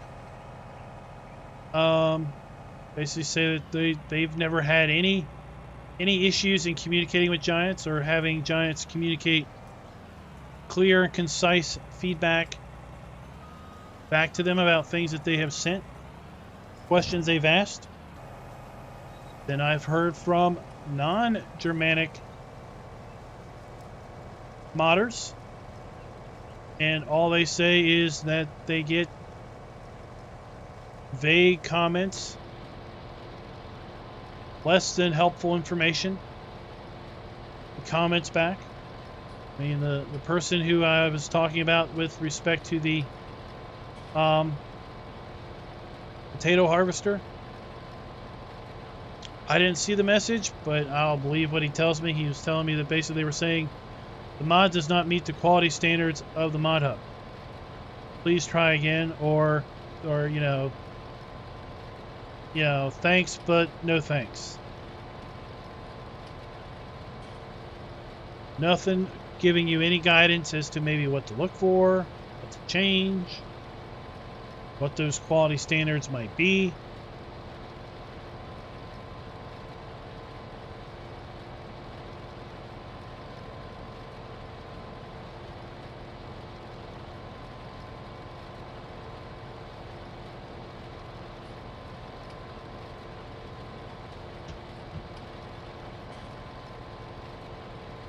It'd be like if you reached out to support about a problem you were having with some device, and support said, well, you're just doing it wrong.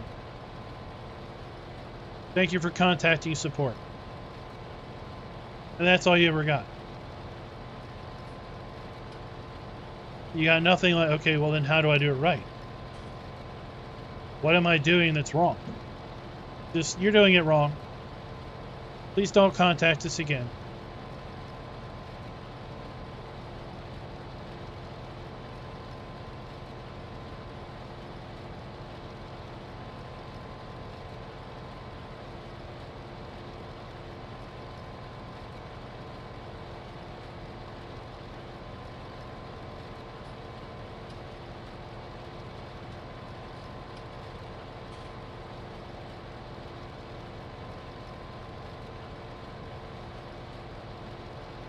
Bradley, the log clears after every start of the game. So by launching the game, you clear the log.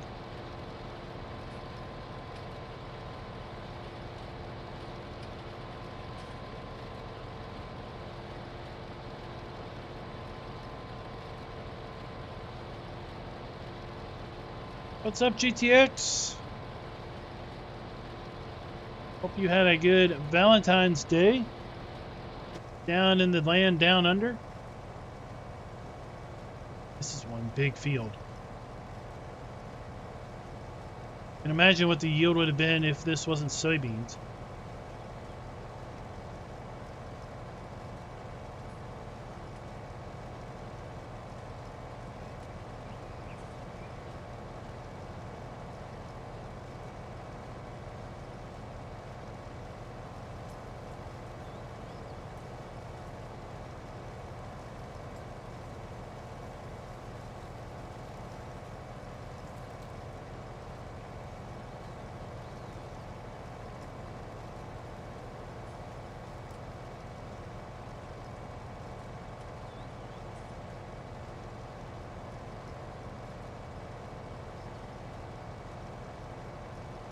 Ryan, that's a rather very specific question. I mean, I could ask you if you drove a 1980 Pontiac Grand Le Mans two-door that was gray. It wouldn't really impact anything. The likelihood that you have driven such a vehicle is pretty slim. Same chance as any one random person would have ever driven that particular make or model of a harvester.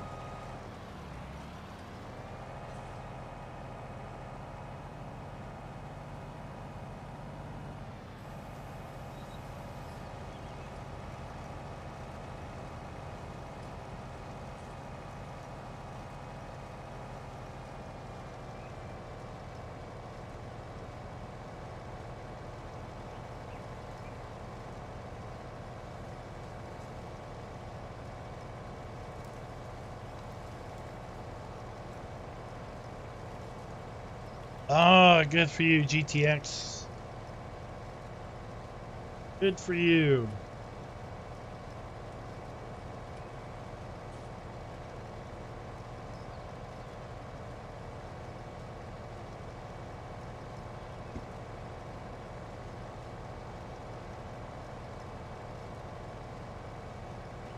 All right, Blood Raven, thanks for dropping by. Thanks for the chat. Thanks for the discussion.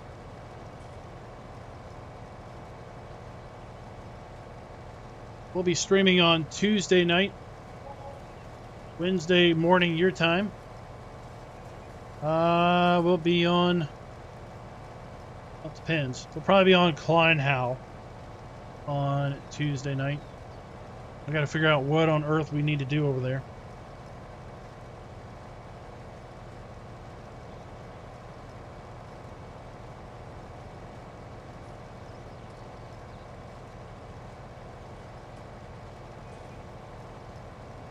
Riley, you won't know if a brand new map will cause errors until you do it. In general, maps on the Giants Mod Hub shouldn't cause errors, but then there was that Polish map that had Lua errors all over the place.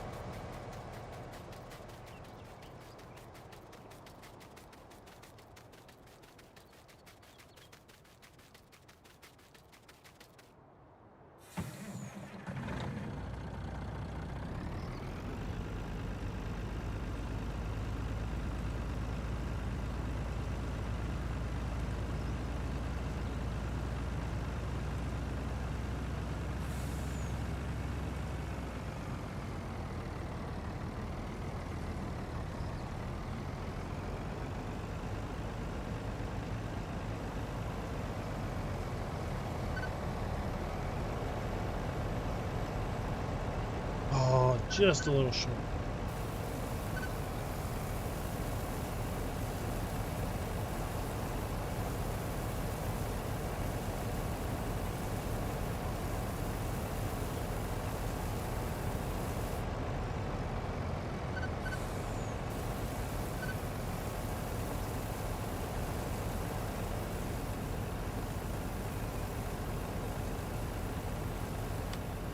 Here, what price are we going to get for beans? Beans.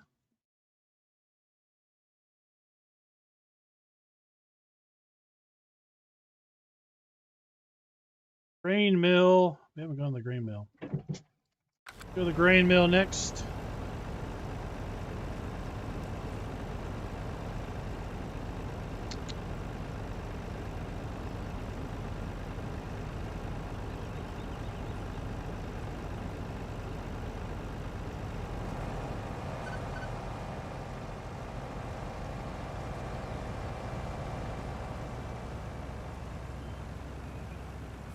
Malik, I have no idea what that is.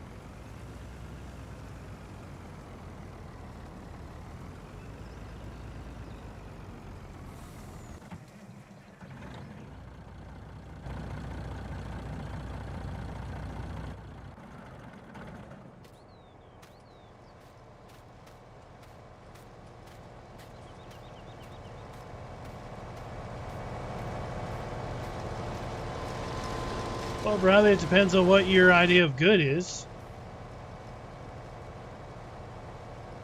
Since good is a very relative term to one's individual tastes.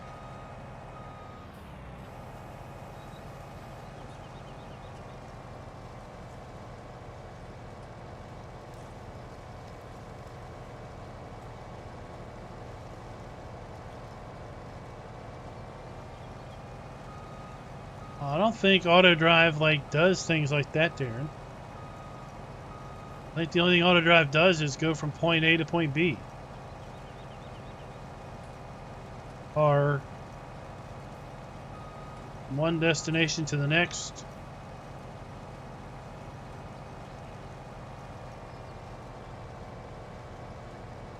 I mean, maybe it does. I don't know.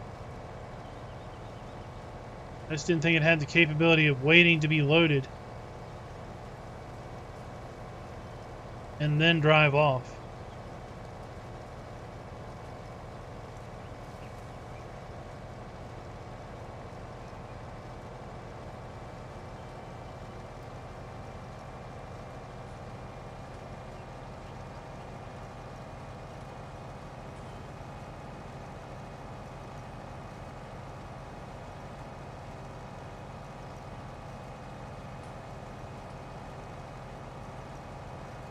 Oh, okay.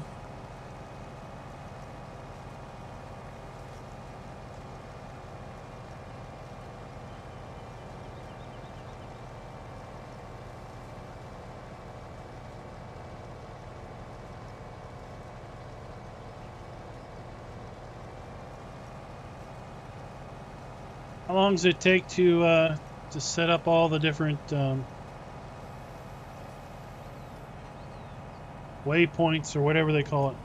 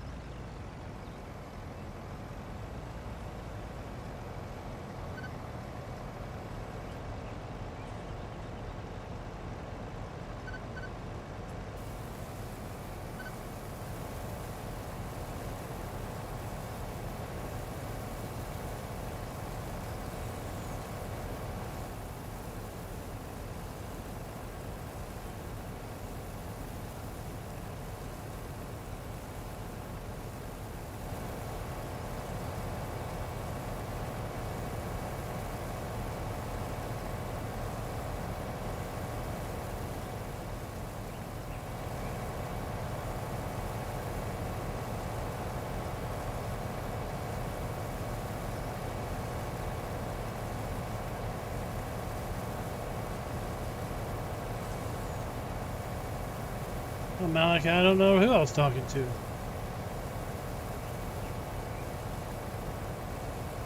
Depends on what was said. Talked to a lot of folks in chat.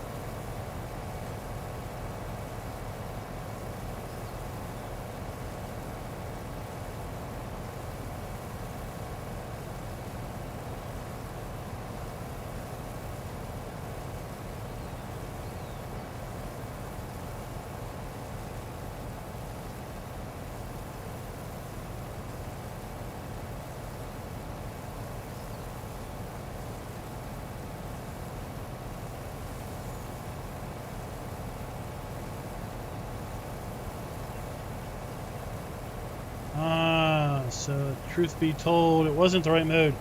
Hey, Blue Raptor Gaming, what's up?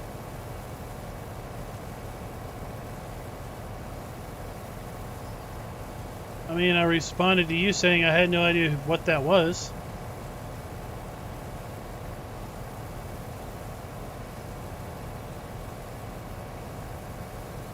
Setting up waypoints, that's auto drive. Darren and Terraforming are talking about auto drive.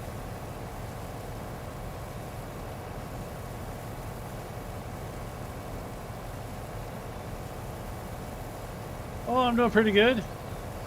Not looking forward to the start of the new week. But hey, you got to get to one before you can get to the weekend. So, you know, you can't have the weekend without the work week. So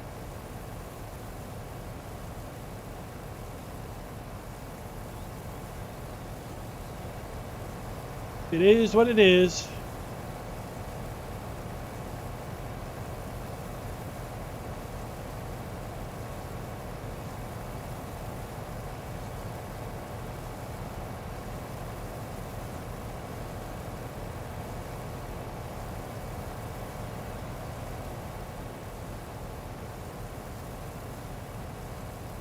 So, Terraforming, did you get your ATS today then?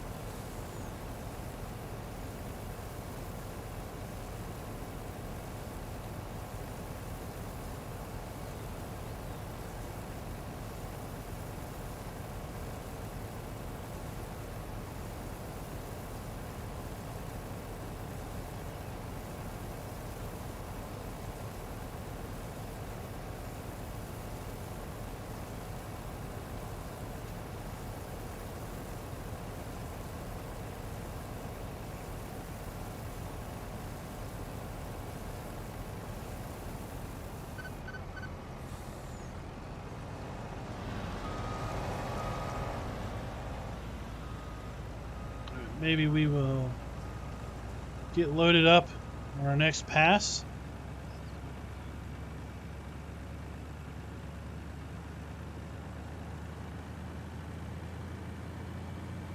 Why don't we go to the farm and just check out some of those buildings, since we know that they are going to be coming to the mod hub as independent mods.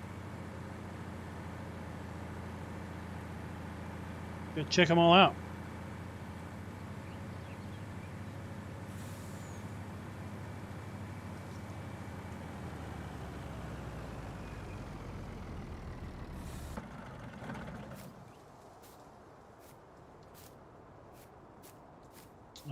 Okay.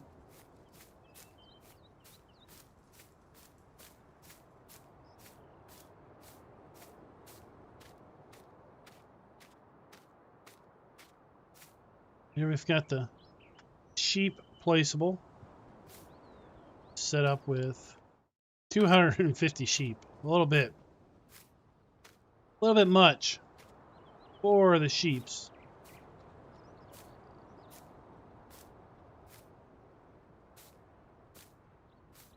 Pretty basic area.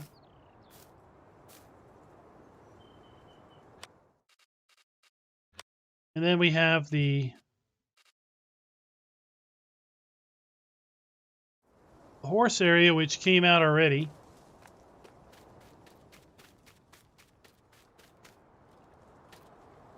There's the horse area. 16 horsies.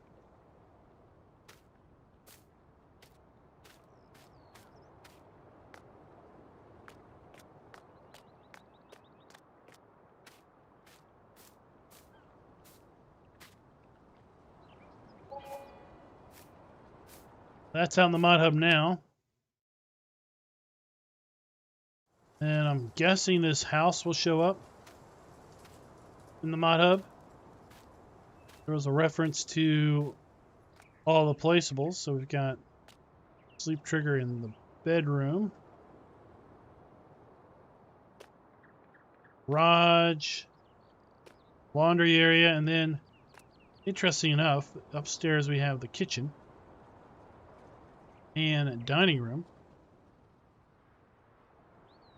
Interesting house.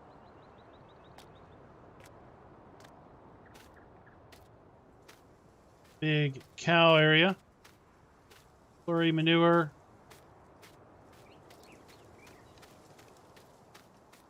Then cow pasture.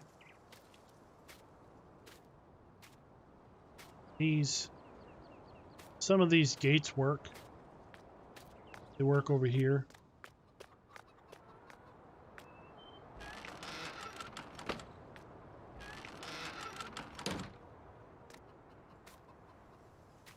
It's the cow area. Milk around the side.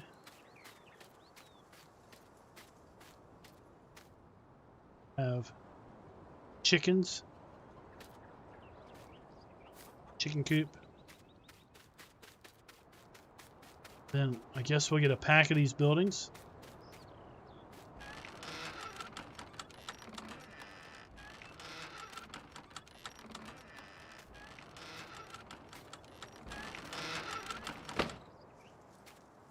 That building type. This building type.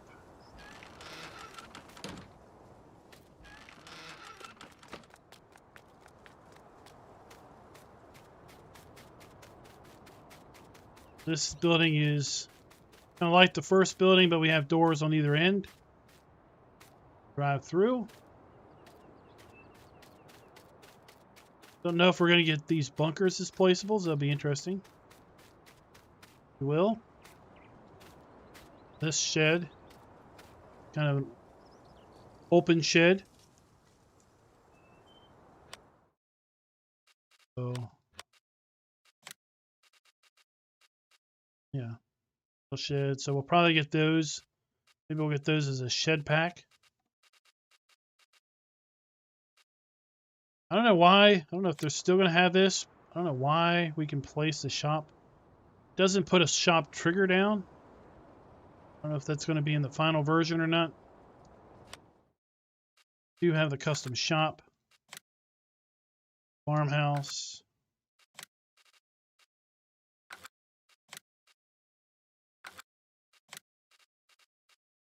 bunker silo, grain silo. Is a straw and hay silo. And the animal areas. Dog cage, chicken coop, cow and sheep and horse. Go look at the shop. Shop building. It's set up as a John Deere dealership. Why not?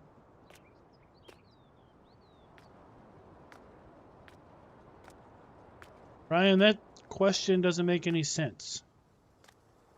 Have you group on a farm before? What?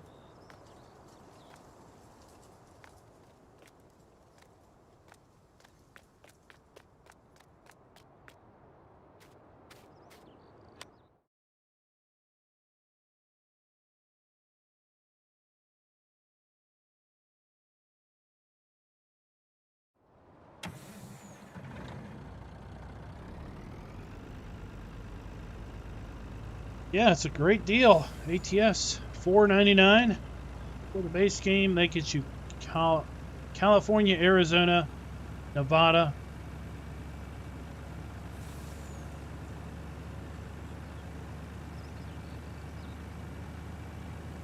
Well, since you can only grow up once, then there really isn't the question doesn't make much sense. But yes.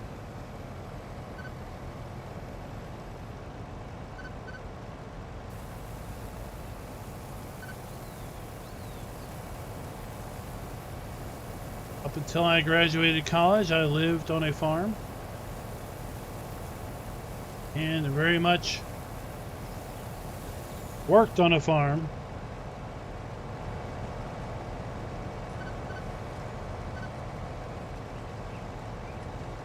One can't live on a farm without working.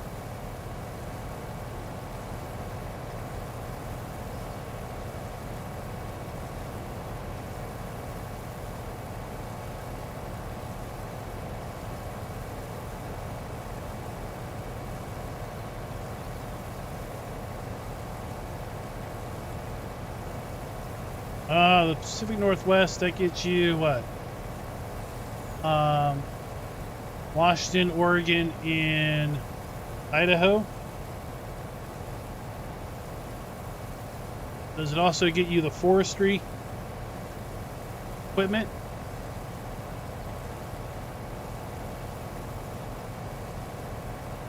Forestry loads?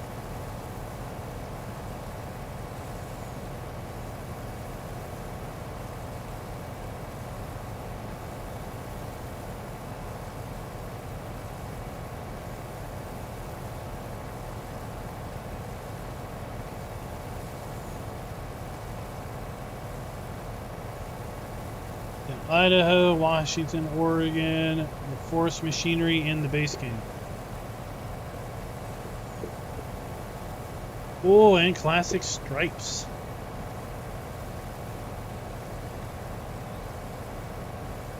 That's nice because it has matching box trailer paint schemes.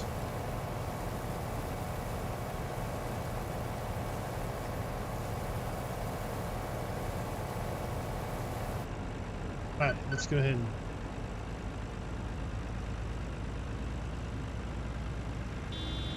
sell this crop. Right, just like RGB. Stripes. Those are racing stripes.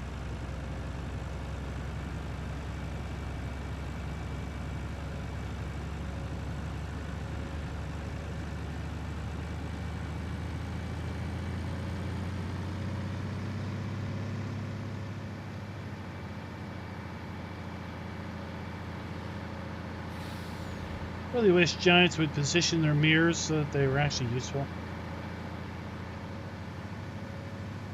I mean, what's the deal with this front mirror?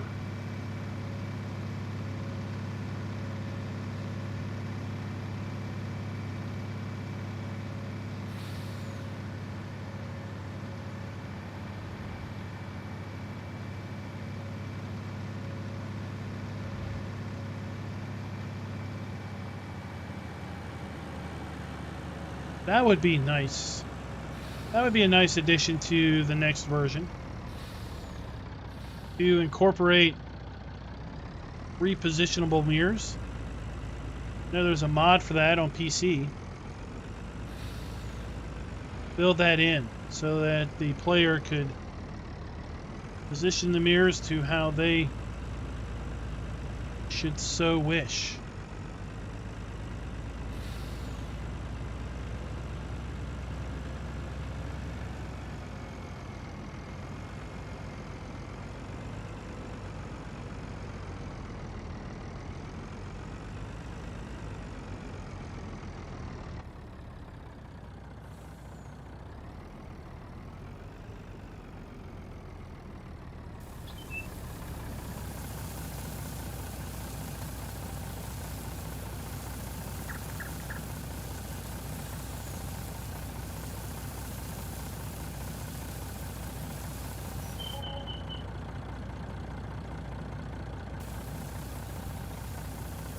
$42,000. Yeah, buddy. We got that much off of our sunflower harvest earlier. Per load. All right, guys, that is gonna do us. This is a Lizard truck. This is base game truck. Lizard Roadrunner. Included with every install of Farm Sim 19, as is the trailer. So that is going to do us for another stream here on Farm Sim 19. We'll be back streaming Farm Sim on the Tuesday. Might be on this map. We might be on Klein. Not sure. We'll see. Till next time. Happy farming.